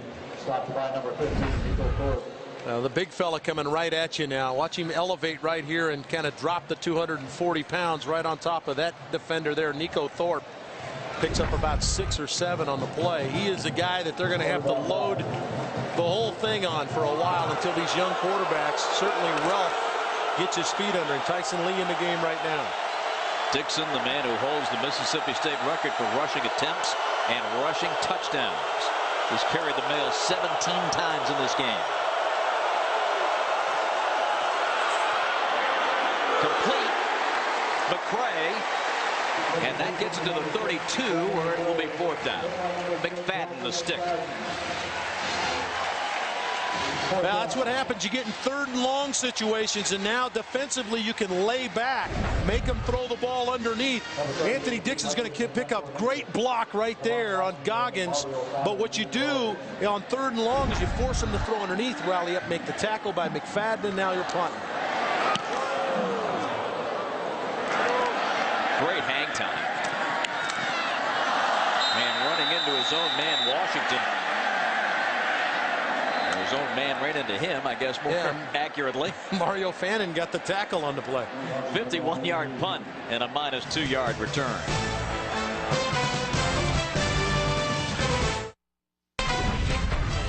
Southeastern Conference football is brought to you by Toyota, by Philips HD, and by Geico.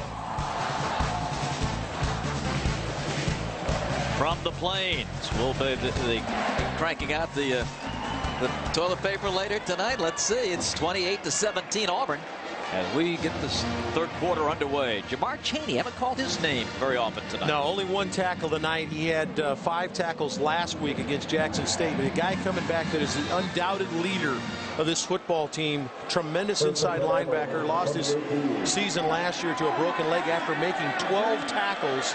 He was injured late in the first game of the season last year. McCaleb.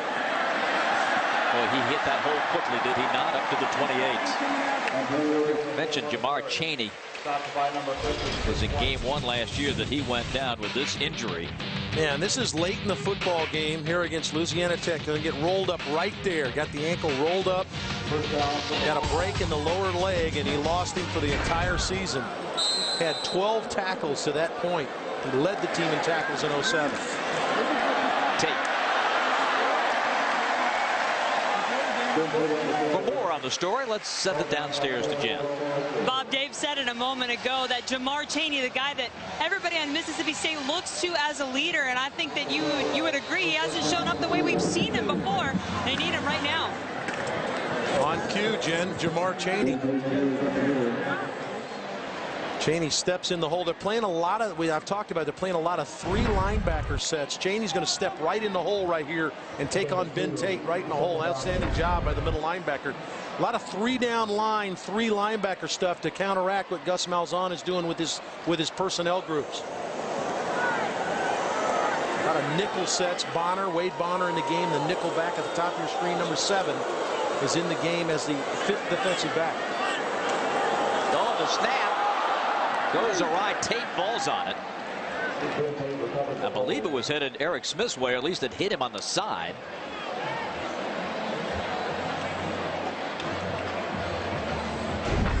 Auburn lucky to fall on it here. Yeah, on the way by.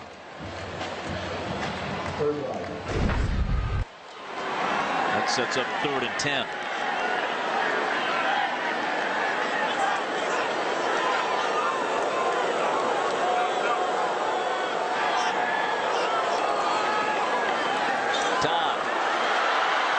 Throwing out of the grasp, and it is incomplete. Mario Fannin was the intended receiver, just beyond his reach, but some big-time pressure. Yeah, we mentioned Jamar Chaney. KJ Wright also coming. He's off the edge. He's out here. And there's Jamar Chaney, 22, coming through the middle. So all we had to do, evidently, is mention Jamar's name, and he's been in on the last 3 plays. But you saw the switch of the backs back there. Very interesting that they got Fannin to the right to give him the free release, and Tate was the protection guy. Maybe Mississippi State picked something up there. Clinton Durst, who had a punt blocked early, they're going to fake it to McCaleb.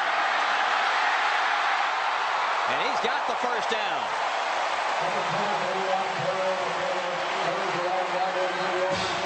Auburn's back in business, 1st and 10 at the Mississippi State 41-yard line.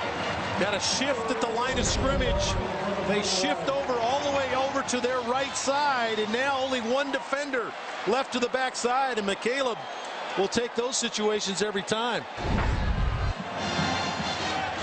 Chris Cameron, the freshman, was left to the backside, and well, he was on an island. He sure was. And very interesting, the set was to the left, which means the punter would have had to run to the left to kick the football. And very interesting scenario there as we get a flag down.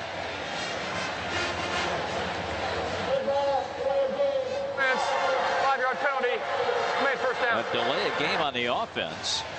Well, they got a first down, so they immediately spot the ball ready for play. Let's go down to Jen Hildreth on the sideline. Well, just another little story about Ontario McCaleb for you guys. I thought this was great, talking to Gus Malzahn. He said he has a burst reminiscent of Felix Jones. That was impressive. Then he told us, and then he told me a story the other day about how he went and caught a squirrel on his way to class. I thought that was pretty funny. Ontario said, yeah, I did it growing up. I was bored. That says something about his quickness, doesn't it? Todd. Down the sideline, incomplete. And through the hands of Damian Anderson. Just a 2-man route that time by Auburn. You wonder, well, why has Todd got so much time to throw? Just a 3-man rush from Mississippi State.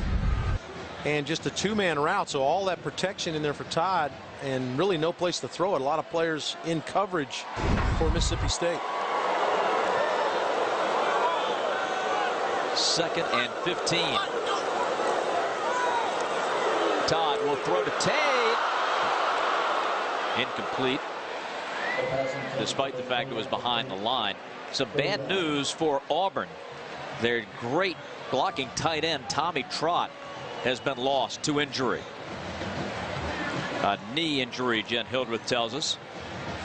That is one of their great veterans up front. Yeah, leader, guy that's been here for a long time, played since he was a young guy, a freshman.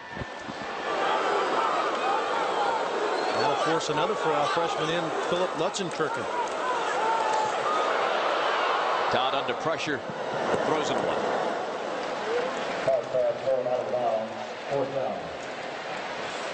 Zachary, the intended receiver. Another pressure from Jamar Chaney. So now the Tigers will kick it away.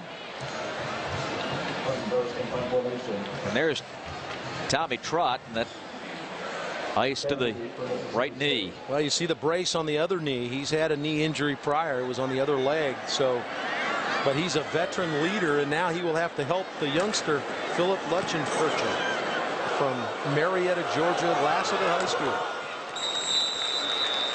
Berry makes the grab at the 13. We have a timeout. 9:01 to go in the third, 28-17.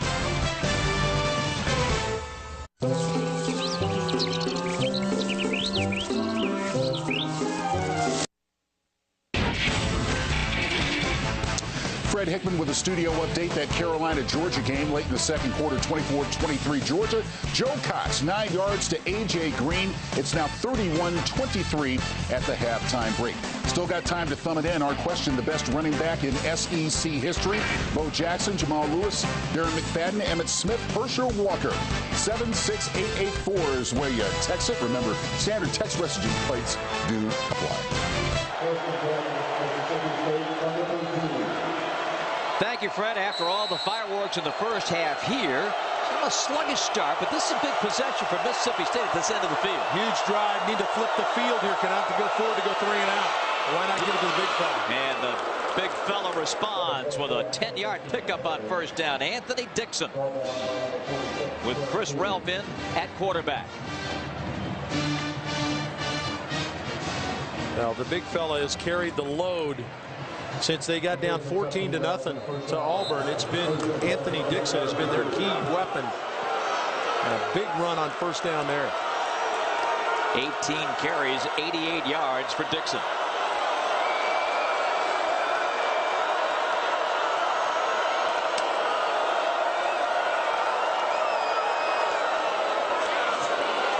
On the outside, a bad pitch.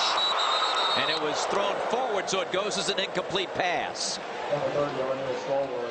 Boy, they had it set up too. They went option, lead option, or not lead option, but dive option to the left side out of the gun. And Relf actually does a great job of pulling the defenders to him. Now pitch the ball. And he waited too long. He gets hit by Bates, the safety. Had he been able to get that football out there, Stallworth had all sorts of running room. 2nd and 10.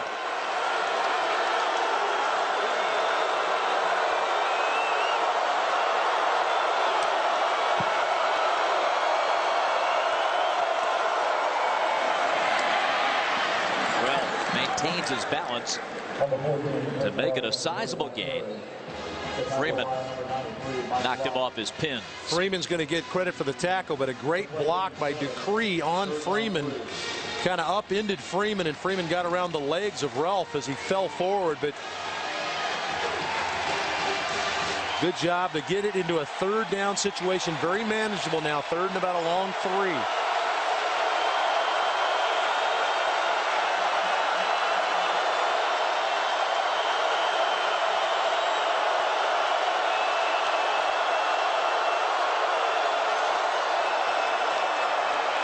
Takes it away from Dixon. And that will be close.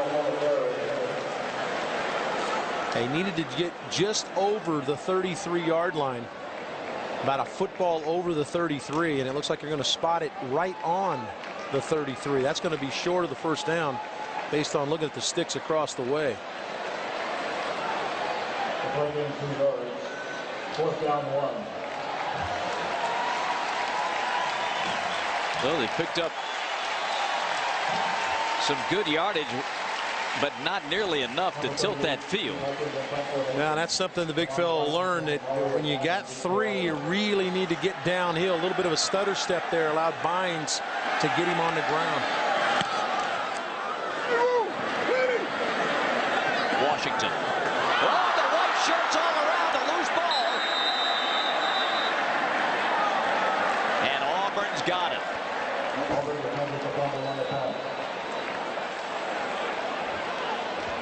Washington was able to recover. A timeout. 6:43 remaining. Third quarter from the Flames. 28-17.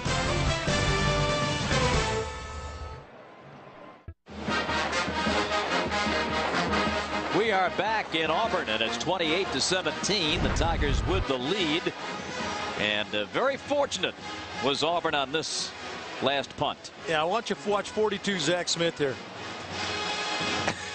The reaction, he makes a great play on special teams, and the ball goes right back. And there's our Chick-fil-A nugget of the game.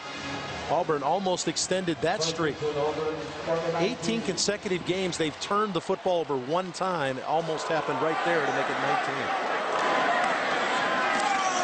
Tate, big hole, straight ahead over the 25 to the 27.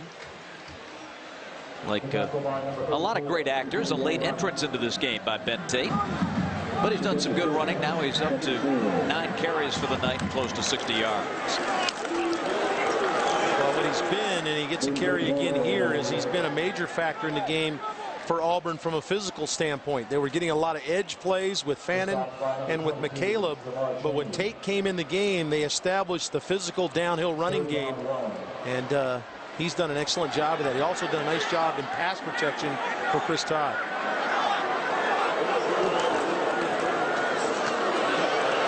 To the outside.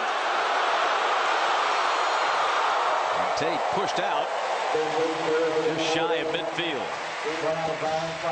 The senior from Maryland. A 21-yard gain. Well, 3 consecutive runs for Ben Tate that starts inside. He gets a great block right at the point by Mike Berry and then slides to the outside. And that's where he talked about, hey, I got a little shiftiness to me, too. Now, you know, I'm just all thunder.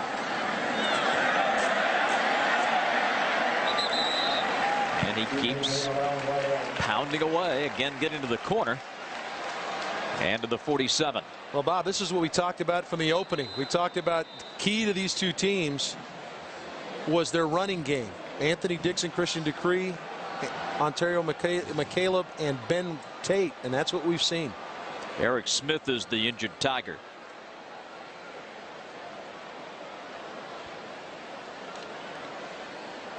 Chris White, the Mississippi State linebacker, ended up on him.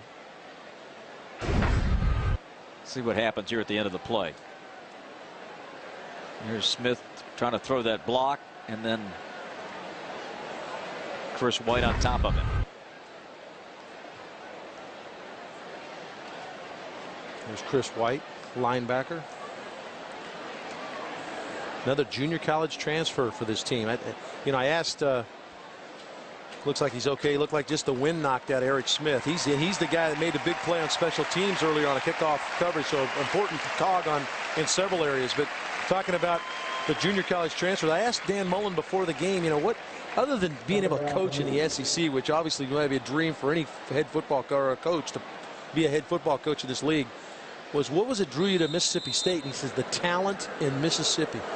And it's the junior college group in Mississippi, tremendous talent there. Dan excited about that. Tate wrapped up and driven back, and a penalty flag. KJ Wright and Sean Ferguson combined.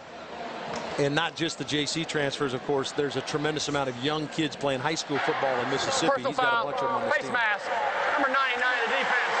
The penalty is 15 yards in the run, and it goes automatic first down. Ferguson grabbed the mask. Yes, he did.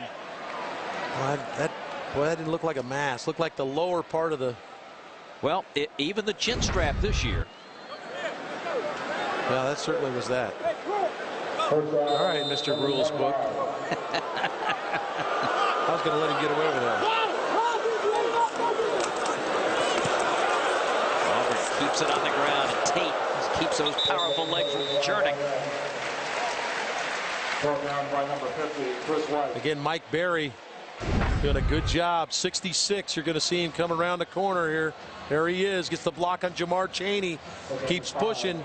And then Ben Tate with the power gets in behind. Big Mike Berry, the right guard. And if you ask Gene Chizik, this is what he's talking about. Physical play in late in games. We're deep into the third quarter now, and they're physically now starting to impose themselves on Mississippi State.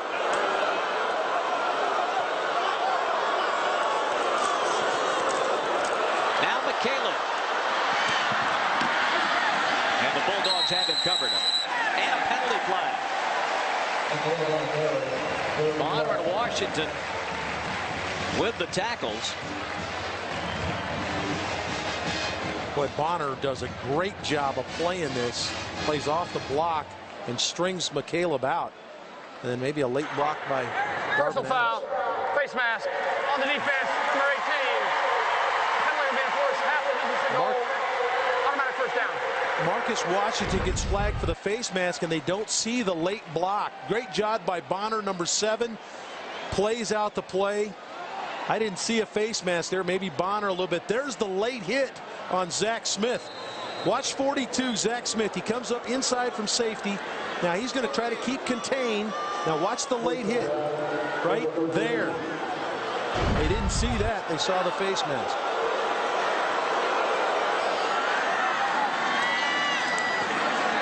Burns to throw it. Wide open. Touchdown. And the new tight end, Philip Lutzenkirchen, with the touchdown grab. How about that? His first catch as an Auburn Tiger is a touchdown.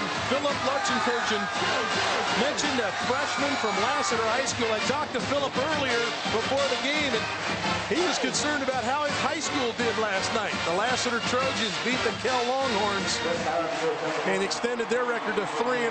That's what he was excited about. But he gets that. This one will top that, I think. A touchdown on his first reception as an Auburn Tiger. And the kick pushes the lead to 18. Well, we've seen Cody run it out of this, and this is what makes him so dangerous in the Wildcat, is he is a quarterback. Played quarterback on this team the last 2 years, and he can throw it. And certainly if you get a guy that wide open, and good job by Lutzenkirchen to sell run, because he had to do that first and then slip out on the corner route. He had a monster year last year as a senior, 72 receptions, over 1,000 yards and 7 touchdowns. So he's kind of used to getting the football down in the red zone. And again, the Auburn Tigers, Jen Hildreth, getting great mileage from Cody Burns. Well, Cody Burns and that Wildcat formation Gus Malzahn likes to throw out there. Wasn't it interesting, guys, when we talked to him, that really this formation was kind of born with him back at Arkansas in 2006 when he had Darren McFadden. I said, what's the key to making it work? He said, well, you've got to have a guy who's a run-pass threat, and it really helps if they're a good decision maker, obviously, as Burns is with that quarterback history. Boy, and they had no idea when Gus was talking about everything that went on at Arkansas with Darren McFadden, and they kind of fell into that. They said they wanted to get McFadden the football, so they snap it to him, and then he said, Coach, I can throw it. And he started throwing it. I think he threw 8 touchdowns in his career there. And then he started handing it to another guy named Felix Jones, and they're trying to duplicate that here. And boy, Cody Burns is so dangerous throwing the football with his ability to run it. 35-17. And this one goes out of bounds, so Mississippi State will get it out at the 40.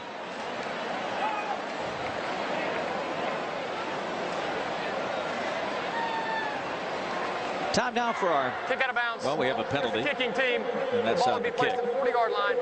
1st and 10. Gene Chizik gave us our Geico quote of the week. Of course, he comes as the head man here and before this Iowa State after a magnificent career as a defensive coordinator. And his quote was, I'm simply going to be another set of eyes that can intelligently look at a defense and be able to help. There's a huge, huge difference between helping and meddling. I don't want to be a meddler. Well, it's pretty easy not to meddle when you got a guy like Ted Roof right there, your defensive coordinator, and you got Gus Malzahn as your offensive coordinator. in trusted hands. That man right there can flat coach defense.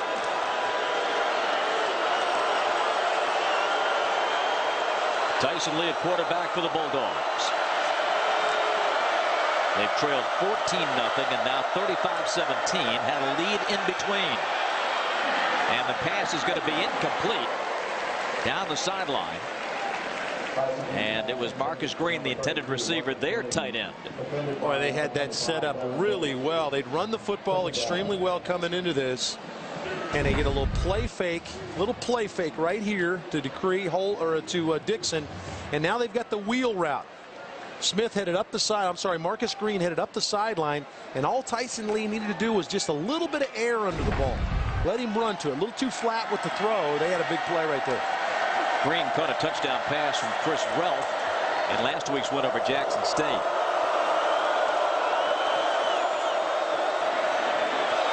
Tipped, incomplete, going Dixon's way.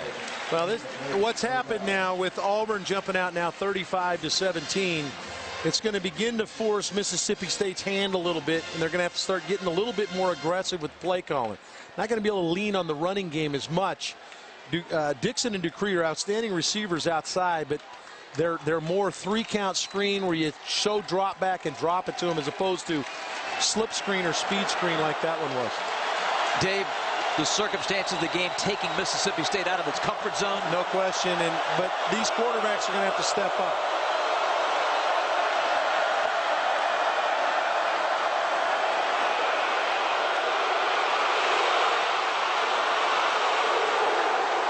Just nothing doing. The Auburn defense right there. Well, once again, Mullen decides to move the quarterback. Good pressure from Clayton and Goggins as they get over there and get on the quarterback. But good job by Roof to understand that, hey, when they move the quarterback, I got to stay on coverage. McFadden does an outstanding job on the outside working against O'Neal Wilder. And really no place to throw it. Devon Washington, the deep man for the Tigers. And a flag stops it at 3:01 here in the third quarter.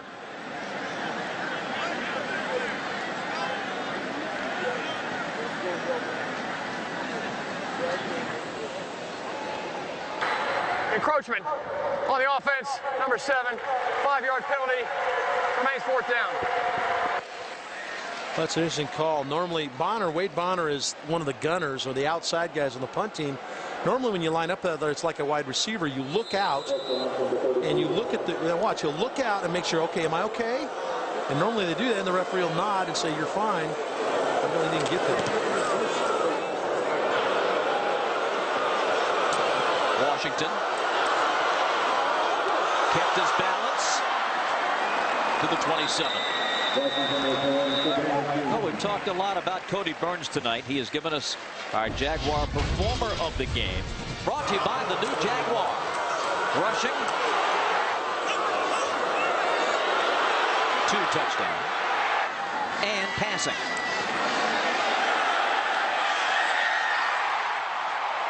Hey, it's just not Tebow that can do these things. No, and let's not forget on the long Ontario McCaleb touchdown run, he had the key block on the edge that sprung him there. So our Jaguar Performer of the Game, Cody Burns, he's done it all tonight.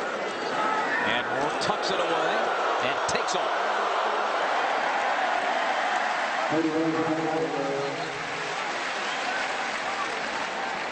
And that will be a first down.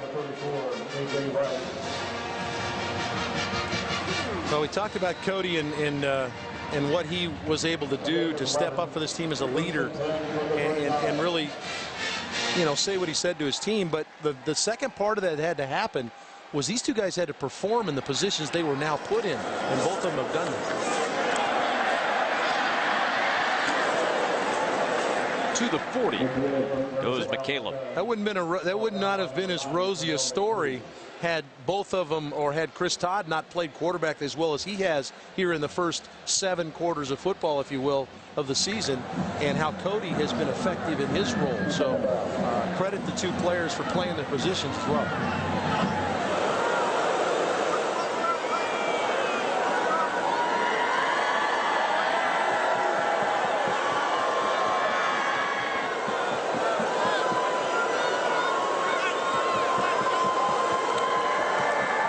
Todd rolling and looking, throwing, open. And the catch made out of bounds. Jay Wisner. It's his first grab of the year, the junior. 25-yard pickup. What a great wrinkle from Gus Malzahn. Little move the quarterback to the right. He's got 3 receivers on that side. Wisner just slips up the sideline and just is not accounted for in coverage. A good read from Todd. Tate. Burst through. He's gone. Touchdown.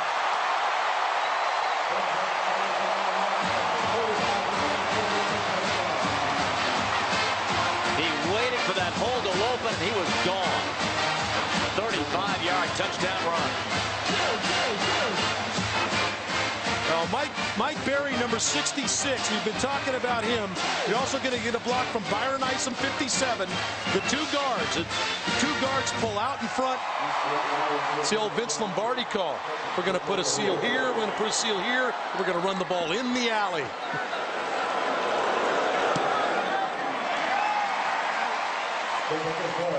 Byron's kick, 42-17. Now we talk about the 2 guards, 66 and 57. Here they are side by side. Now watch these blocks. Tate's going to gear it down and then gas it right there behind the 2 blocks. Outstanding job. Great athleticism from 2 guys. One 6'3", 290. The other one 6'3", 310. Getting out in front and clearing the way for Ben Tate.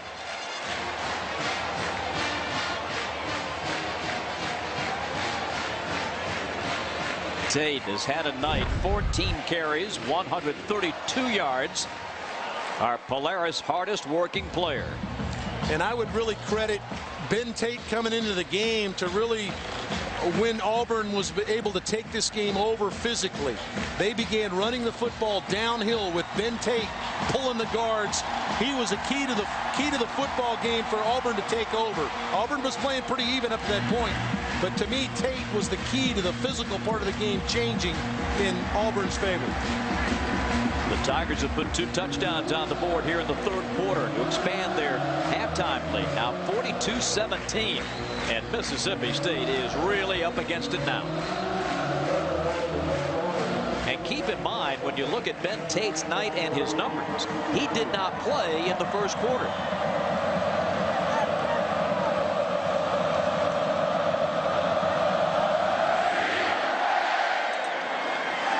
Line drive kick. Berry has to go back and gather it. Rolls off a couple of tacklers, keeps rolling over the 40 to the 43. Turned out to be a pretty good return. Boy, Berry, he's got the ability. I said it before, this kid is going to take one back. He was a prolific returner in junior college, and he just has a knack for returning kicks. Long strider, but boy, he's got a knack for hitting the hole. Big opportunity or big situation here for Mississippi State. They have to stem the title of it. Only 33 yards of offense in the 2nd half for Mississippi State. Chris Ralph is your quarterback. And the give is to Stallworth.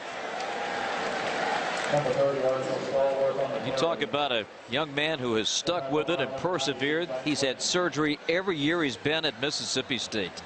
Late March of this year, tore the ACL in his right knee, just the latest in a string of injuries. And the young man back last week, 31 yards, and then ran the ball 3 more times to catching passes. He has shown his teammates perseverance.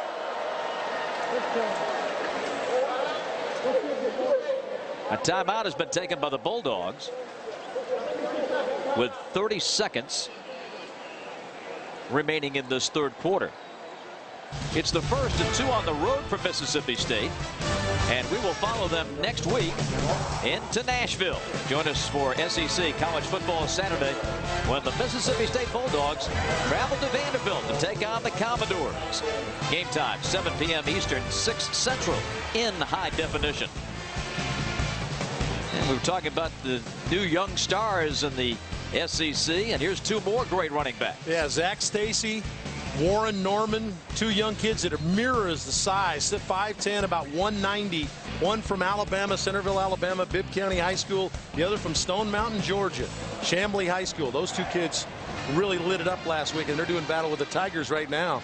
Boy, good ball game in Baton Rouge. 16-9 LSU in the fourth quarter. Georgia now up 15 on South Carolina, and Alabama has taken control of that game with Florida International. Dixon met when he was handed the football. El Toro Freeman, and the Tigers are thrilled to have him back. Hand injury, hamstring injury in camp. Didn't play last week against Louisiana Tech. This is his Auburn debut tonight. And he's trying to get the crowd back into this game. He's jacked up to be back out there, isn't he? Oh, it's fun to play. That's the end of the third quarter. And it has been a night for the Auburn faithful. Couple of touchdowns here in the fourth. One on the ground, one in the air. And Auburn leads it 42-17. Southeastern Conference football is brought to you by O'Charley's, by Regions Bank, and by Honda Generators.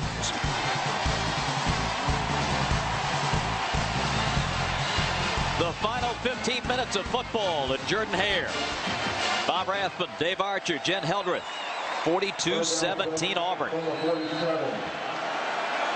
Mississippi State with the ball, 3rd and 6.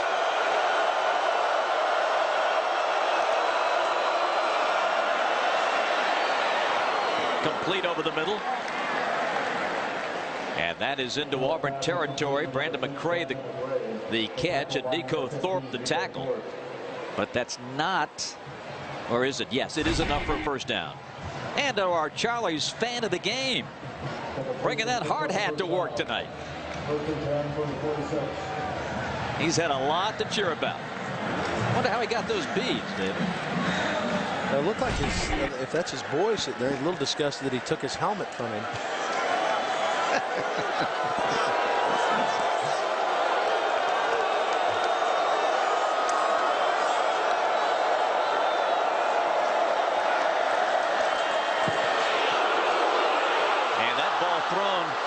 As the receiver had his back to the play and incomplete. McCray was the intended receiver. He gets good pressure from Blank up the middle, and they wanted a little out and up type play, and as a young quarterback, Ralph, you can't make this throw. You're going to have to go ahead and eat it, take the sack, or you got to throw it out of bounds. Cannot throw the ball out there to a receiver that's running an up and out. Now, Walter McFadden was right there. And 9 quarterback pressures now on Ralph and Tyson Lee for the Auburn Tigers. That's outstanding.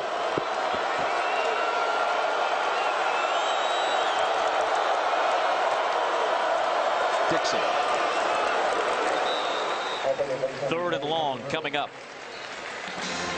Craig Stevens, yet another tackle. That's his 7th of the night. He had 8 last week against Louisiana Tech to tie a career high. Now, as a linebacker for a team that's playing Mississippi State, you better be able to make some tackles because you're going to have to. You got 2 backs that are going to get to that second level, and as a linebacker, you better really step to fill the hole. Stevens, Bynes, Herring, they've done a great job. Arturo Freeman, they've done an excellent job.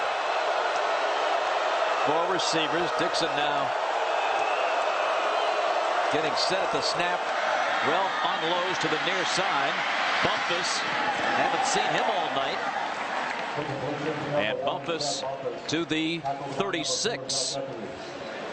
The freshman from Tupelo who had such a big game last week. Yeah, a little surprised we hadn't seen Bumpus. He's a guy that caught 2 touchdown passes last week, and he has that explosive ability. He is a home run type player.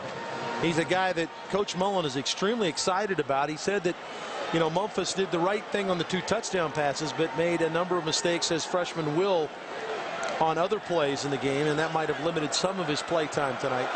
Bumpus was the only freshman in the country to catch 2 touchdown passes last week.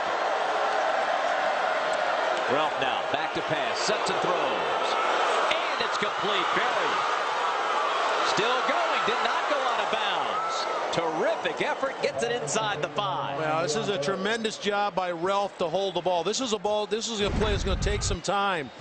And El Toro Freeman is going to get the pressure, the late hit right there, the late pressure on Ralph. Watch Ralph wait. He's got to wait. He knows he's going to get hit. He waits for Berry to clear.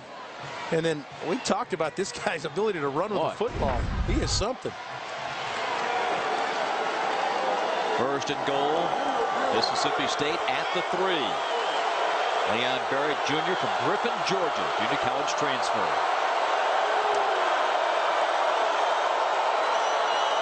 Ralph calls his own number to the 1.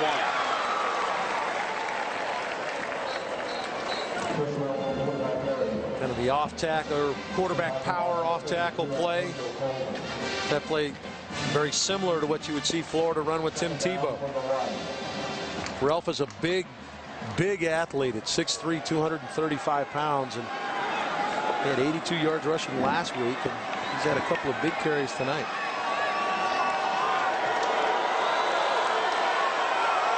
But this has got to be Anthony Dixon time, I would think.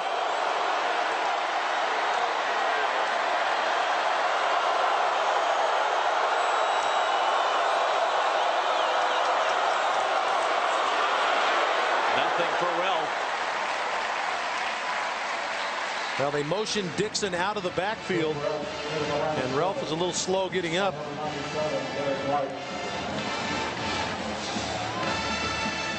So while Dan Mullen looks at his play card, he's got his quarterback just now getting to his feet. Yeah, and to me, that is the epitome of what you see. You know, you see Tim Tebow carry the ball inside, and I don't mean to get on Tim Tebow here all of a sudden, but there's a guy at 6'3", 240 pounds or 235 pounds pounding it inside, and you see the rough play that's in it. It's a contact, it's a collision sport. And that's what amazes me about what Tebow's able to do running the football. Very similar body size as this young man, Chris Ralph. Derek Likes was also shaken up on the play for Auburn, number 97. So Ralph comes out. And Tyson Lee goes under center. Looks, throws, touchdown. Christian Dupree out of the backfield to make the grab, and that keeps hope alive for Mississippi State. Excellent job by Anthony Dixon, who had carried the ball 4 times out of the wishbone earlier in the game, gets the key block, and Dupree slips into the flat. Outstanding pass receiver, good throw from Tyson Lee. Good job by Lee to stay ready. Ralph goes down with, that was his drive. He goes down with the injury. Lee comes right in and shoots it out there in the flat for the touchdown. Sean Brockley puts it through. And with 11:15 remaining in the game, Auburn's lead has been cut. Lee, Dupree, 42-24. We welcome you back to our coverage of SEC football. Here's what's happened tonight.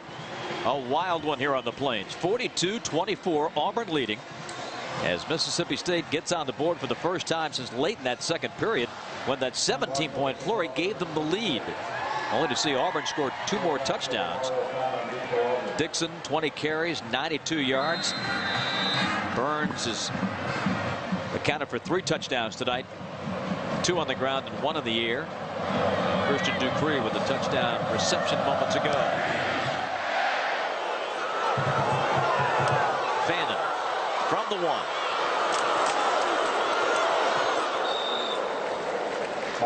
Out to the 25. Time for the Tigers to eat some clock. Yeah, and it'll be interesting to see now if Mississippi State can swell up against the run, because that's what Auburn's going to try to do. And really, Auburn is taking the game over physically a little bit here in the second half, with Ben Tate and their big offensive line coming off the ball. So really no secret of what they're going to try to do. They're going to try to run the football here. Let's go down to the field and Jen. Well, I was just standing behind the Auburn bench while Ted Roof had the entire Auburn defense gathered up. The one player I saw talking, the guy we talked about earlier, Antonio Coleman, who needed to step up and be more of a leader. That's what Tracy Rocker told him, at least on the sideline so far. It looked like he was trying to get his troops ready, guys. Cody Burns takes it out to the 29. Well, Antonio Coleman, we talked about his leadership and his ability to make plays himself, and he made a huge one tonight in the interception return for a touchdown. But now he realizes that you get to this point in the game now you got to close the show. And that's what he's trying to encourage his defense to do. His defense let them go down the field and score. He wants them to tighten up now. We need to close the show is what he's telling them.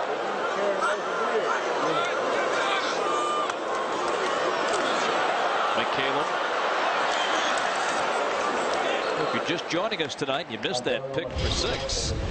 Our Auto Owners Insurance defensive coverage play. Yeah, zone blitz here. Coleman drops from his defensive in spot into coverage. And then the big man shows the athleticism to lay out and get in the end zone. Really good job of reading the quarterback's highs, elevates, and, you know, big hands. Good hands for a big fella. 6'3", 255 pounds, goes up and gets it. And Tate over the 35 to the 38. Well, there's your first opportunity there for Mississippi State defensively to get a stop. They did not do it. Antonio Coleman learned a lot of his trade. Now Rocker's here helping him now, but Quentin Groves, the all-time sack leader here, really spent a lot of time with him as a youngster. Mississippi State making the play. Sean Ferguson, number 99, breaking through. That's what they needed here on defense. They needed to make a play on first down. Put Mississippi State, or put Auburn a little behind the 8 ball here on second down. 2nd and 12.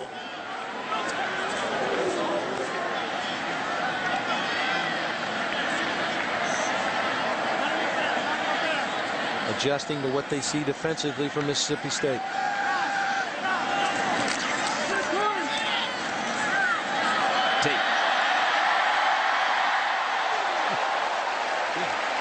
Jump on his back, Zach Smith.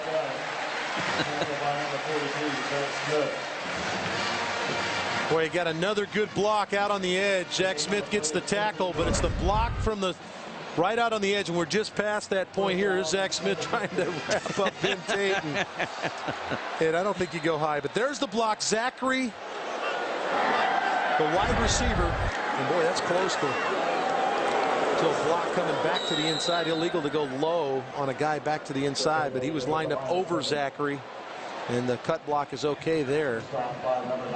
But a good block to spring Ben Tate around the edge.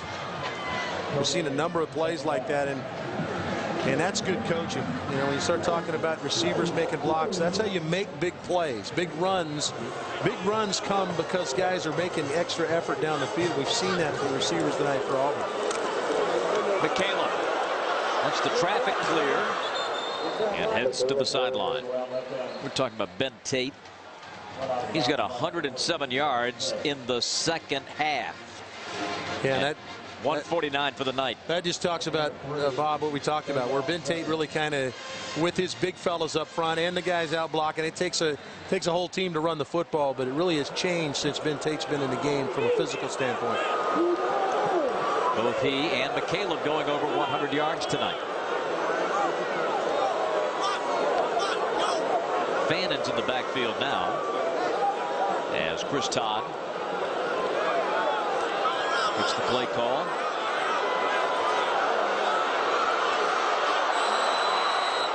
And I think the play clock ran out on him. Well, Gene Chizik ran down the sideline and gassed the line judge for a timeout. Yep, he got it in time. You know, we're going to have to get our crack research unit together and start researching when was the last time Auburn had back-to-back games with 100-yard rushers, 200-yard rushers. So we're headed to the books as we speak.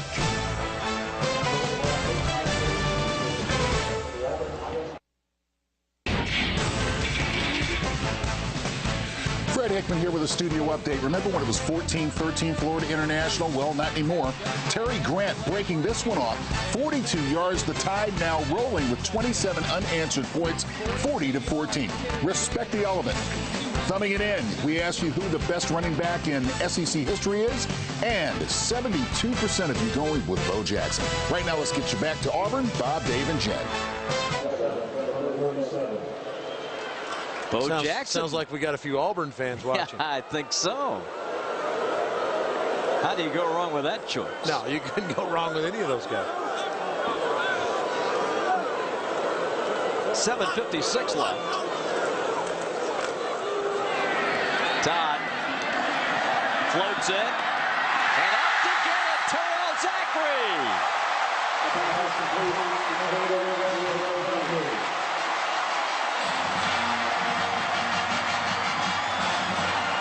Now, this is a spectacular effort by Terrell Zachary to go get the football. He goes and gets it at his highest point, and as a defensive back in all your drills, you're always taught, go get the ball at the highest point. Well, Zachary beats Smith at his own game. Tate lunging inside the 10 to the 8.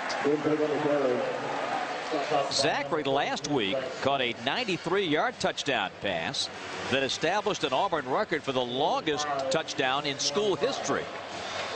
Well, they've got two good receivers. You're worried about the receivers here. Zachary and Adams, pretty good. Gang tackled is Tate at they'll give him his progress to the 6. Here's that play from last week.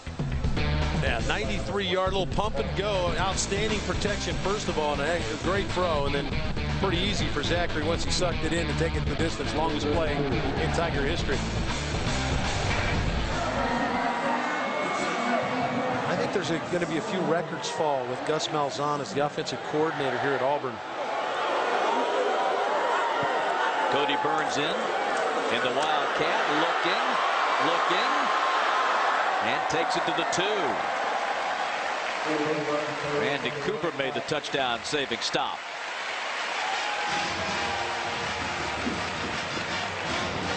Cody Burns trying to orchestrate a 4th touchdown. He's rushed for 2 and passed for 1 so far.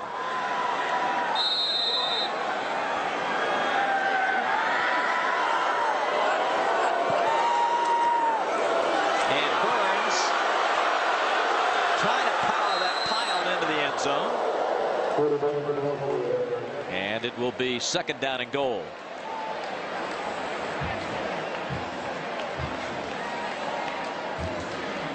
You can see how tough the kid is. Now, Burns is not the biggest guy in the world either. 6'2", about 210. But he's hitting it in there like he's 230. I think he's going to get one more crack at it.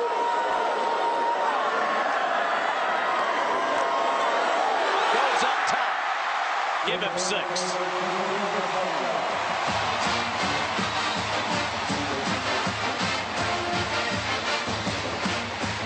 Nice work if you can get it. Yeah, well, he's got a group up front that's playing really physical. Mike Berry's had an outstanding game tonight. Another good block from him, Ryan Pugh. Outstanding job of Burns getting kind of doing a reverse Tim Tebow. Tebow threw 4 touchdown passes today and rushed for 1. Burns has now rushed for 3 and thrown 1.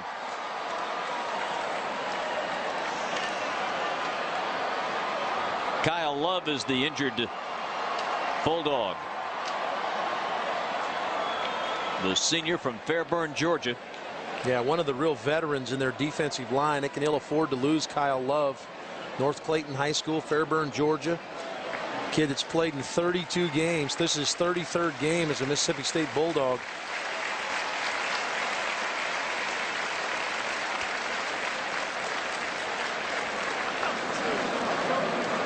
Burns and Todd. Look at their nights. Todd 10 of 23 for 186. And then Burns in there for the 4 touchdowns. Our region's little things add up, and don't they? Plus, you've got the great running game story as well for Auburn this evening. For Tate and McCaleb. 5:56 to play. 49-24 Tigers. Auburn ups the lead to 49-24 with 5:56 to play in the fourth quarter. And more on the Mississippi State perspective as we come down the final 6 minutes as they get set to take on Vanderbilt next Saturday. Let's get more on the Bulldog story from Jen. Well, I think the story for this team, I mean, the word that we heard and the phrase we kept hearing from all the players and coaches was that they needed to show a relentless effort to win. And I think the question for them now, and Dave, maybe you can comment on this, are we seeing the same effort now as when the Bulldogs were making that run in the second quarter? Yeah, I don't think that they've quit by any stretch of imagination. I think they've continued to play extremely hard. I think that we have to remember that where Auburn is and where Mississippi State is in getting their culture changed is two different places. Yes. You know, and Mississippi State's got a lot more work to do. They've got some great talent on the field, and I still think that they are playing extremely hard, and they will play hard throughout the year. But I have not seen any kind of quit or lay down in them, and I don't think we ever will. And I think the relentless thing is still there. Leon Berry keeps it rolling over the 30 to the 34-yard line. Zach Etheridge, the tackle. Look at that Mississippi State bench, still engaged. Well, and I think Dan wants them to feel this. I don't think that, you know, you lose some games and sometimes it gets to be a little bit of a feeling you get used to, and he doesn't want that. And he's trying to change the culture of these players, and there's a lot of talent on that bench. Just you got to get it going all in the same direction, and he will. But it takes a little time. You're going to have to take a couple on the chin and reinvest yourself in what's going on. Well, throwing, and the catch is made by Winder. And that grab takes it over the 45 down to about the 41-yard line. O'Neal Wilder is a redshirt freshman who made his debut just last week. Well, they've got some monster receivers on this team. He's 6'5". Adam McCray's 6'4". Bowser's 6'3". I mean, they've got some big receivers on this team.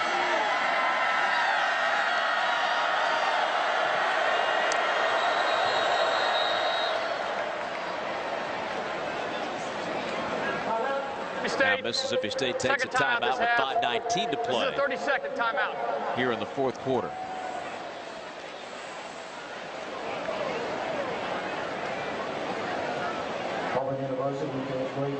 Auburn has snapped the football 74 times to Mississippi State's 56.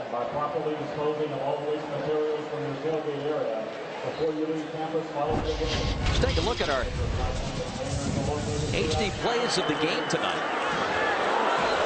Phillips HD play right here to McCaleb. Yeah, that's the McCaleb long touchdown run with some really good blocks out on the edge, Bob. Ben Tate waited for that hole to open, and off he was gone.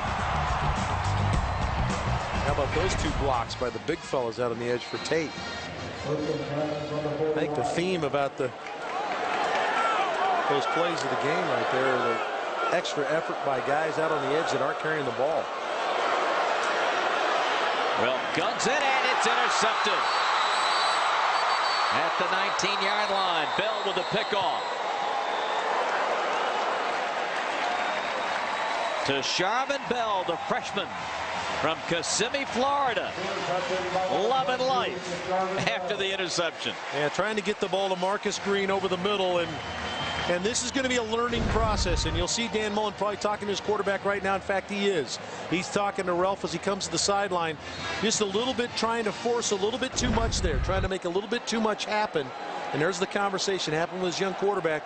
Learning process. Ralph has not played hardly at all in his career. He's going to be a good player. He's got a big arm. He's a great athlete. And he'll make some plays, but he's going to have to learn by fire, and that's you're going to have to throw a couple interceptions to learn things. Neil Caudle is the new quarterback, and the handoff comes to Mario Fannin. Neil Caudle, the junior from Hoover, Alabama. Injury truncated time for this young man who grew up a big-time Auburn fan, and he's hung in there through all the injuries and setbacks. 4:45 and counting, fourth quarter, 49-24 Auburn.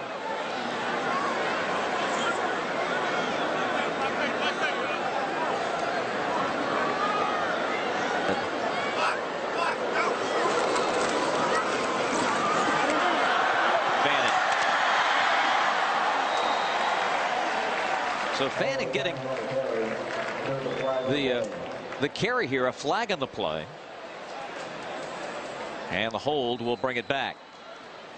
A record-setting night here on the Plains for Ben Tate and Ontario McCaleb. Now, see, I told you our crack staff would figure this out. And they've had this ready, waiting for the right moment.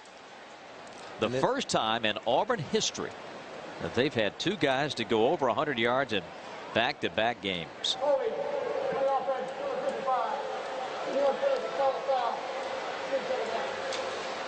When you think about that, when you think about combos of backs, and the thing that shoots in my mind right away for Auburn is Ronnie Brown and Carnell Williams when they were here together. And those two guys did not go for 100 in back-to-back games together. They're two pretty good backs. They just happen to be making a living. They'll be making a living tomorrow for Tampa and for Miami. And the man against whom all Auburn backs are measured. Yeah, no question. You didn't hand the ball to anybody other than him when he was here. Bo Jackson.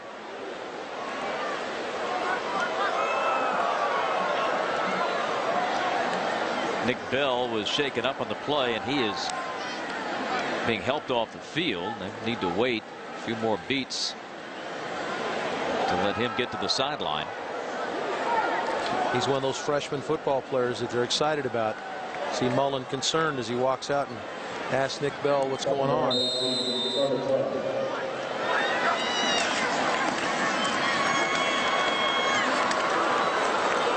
Last week, Auburn used Fannin as a receiver. And tonight, much more on the ground. Yeah, Fannin, we talked about it early in the game, his versatility. He and Tommy Trott were the two leading receivers for this team coming back. Both of them had 20 receptions on the year last year. And then Fannin was the second leading rusher on this team last year. So Fannin's versatility of being able to fill in if Ben Tate or something were to happen to the running back, Fannin could easily slide from the slot back to the inside and run the football. And another wounded Bulldog, and that's Carlin Brown.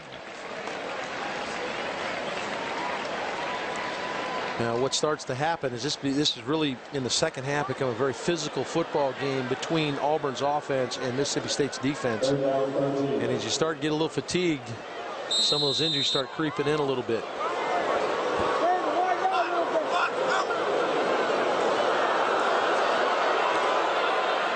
Connell heaves it, and it's going to be incomplete. And a penalty flag. Pass interference on Mississippi State. And that's Zach Smith. And remember what happened to Zach Smith before when Zachary went up over him to make the play when he was trying to play the football. This time he doesn't play the football. He plays the man, and he's going to get flagged for the interference. For those of you expecting to see Purdue and Oregon, that game will be coming up momentarily.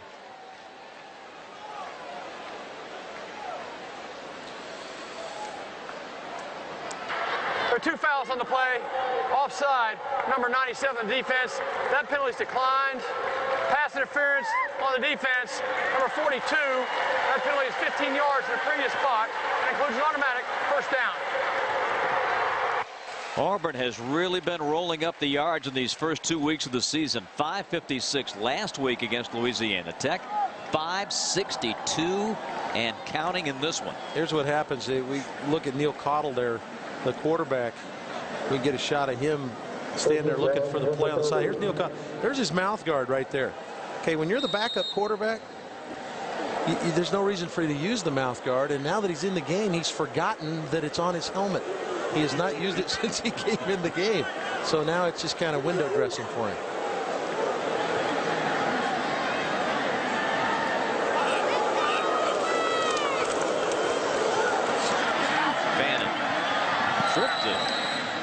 Just a bit. Cleats caught. And now with 3:41 to play, Auburn is confronted with a second and 4. And Mississippi State has done a good job here. I think their staff has substituted a lot of their young players in on defense. So they've got a number of their second line guys in the game, getting them some game experience up front. And I think it's going to bode them well. You never know when injury's going to creep in. Be able to get these guys some valuable minutes against a team like Auburn is big. Bannon reverses his field and dives into Mississippi State territory at the 46. First down, Auburn. The 29th Auburn first down. And this is going to push their rushing yardage to just under 400 for the night. Well, Fannin trying to add his list to 100-yard rushers. Good block that time by the quarterback. Neil Cottle got out in front and blocked Terrell Johnson, the linebacker. He's going to start blocking people. He's going to need to put his mouth guard in. 17-yard pickup. And Auburn for the night at 386 rush yards.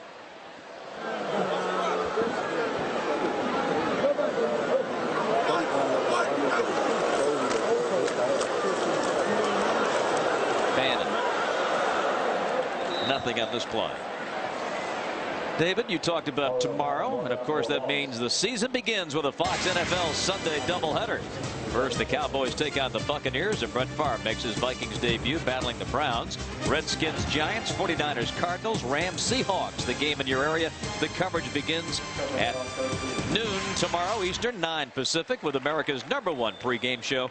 And then check the local listings for the game and start time in your area. Boy, a number of interdivisional games there. You talk about the Redskins, Giants, to get off to an 0-1 start in the division, or 1-0, whichever it is.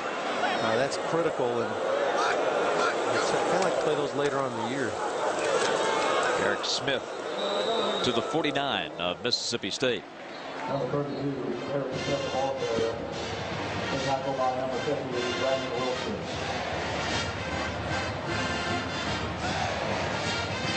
49-24. Talked about Auburn's rushing yardage. They are closing in on a school record that ironically was set against the Bulldogs. Caudle unloads. He's got a man. Incomplete. Travante Stallworth was the man, and he nearly came up with a circus catch.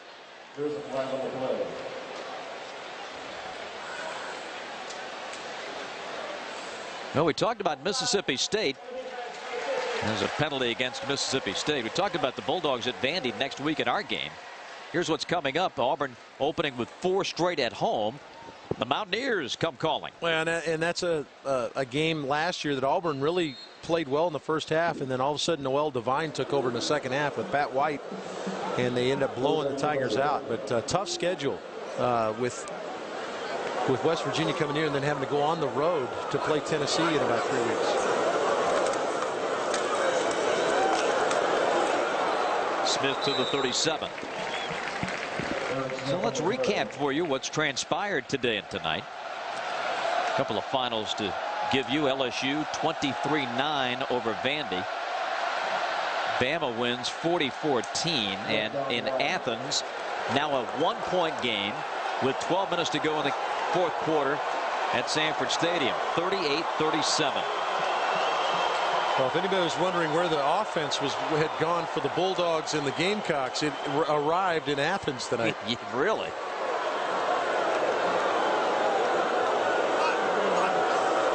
Auburn on 4th down, and they will turn it over on downs. Well, David Archer, what can you draw from what we've seen here tonight? Well, I think that Auburn got what they wanted from a physical standpoint. It happened in the second half, and I think that they're certainly on the right track. There's a tremendous amount of talent on the other side of the field at Mississippi State, but they've got to find a way to get themselves in position to make some big plays. Didn't make enough big plays tonight. You heard Dan Millen talk about that right before the half with Jen Hildreth, that they need to make some more plays down the field. But they're a little bit younger than this Auburn team is, and so a little bit further to go for the Bulldogs, but they'll give some people some problems. Should be an outstanding game next week with Mississippi State traveling to Nashville to take on the Commodores. Good effort by Bobby Johnson's crew down in Death Valley against the Tigers tonight. And Gene Chizik and his Auburn Tigers go to 2-0. Handshakes all around by the coaching staff as they put up 49 points and missed a school record on the ground by 13 yards. So Dan Mullen comes across the field to shake Gene's hand. And this one is in the books on the Plains. Our final score, Auburn 49 and Mississippi State 24. So Auburn goes to 2-0 and 1-0 in the SEC. Well, with a big game coming up against West Virginia, so they're set up to where they want to be. They showed that physical play. Now Dan's got to take his team on the road, young team on the road again, and see if they can try to find their way into an SECW. And we will follow them to Nashville next week. Join us again as we bring you SEC football, Mississippi State against Vanderbilt. And that is our SEC Saturday game beginning at 7 Eastern Time, 6 o'clock Central. For Dave Archer and Jen Hildreth and our entire crew from the Plains, this is Bob Rathman saying so long, everybody, from Auburn, Alabama. War Eagle, 49-24.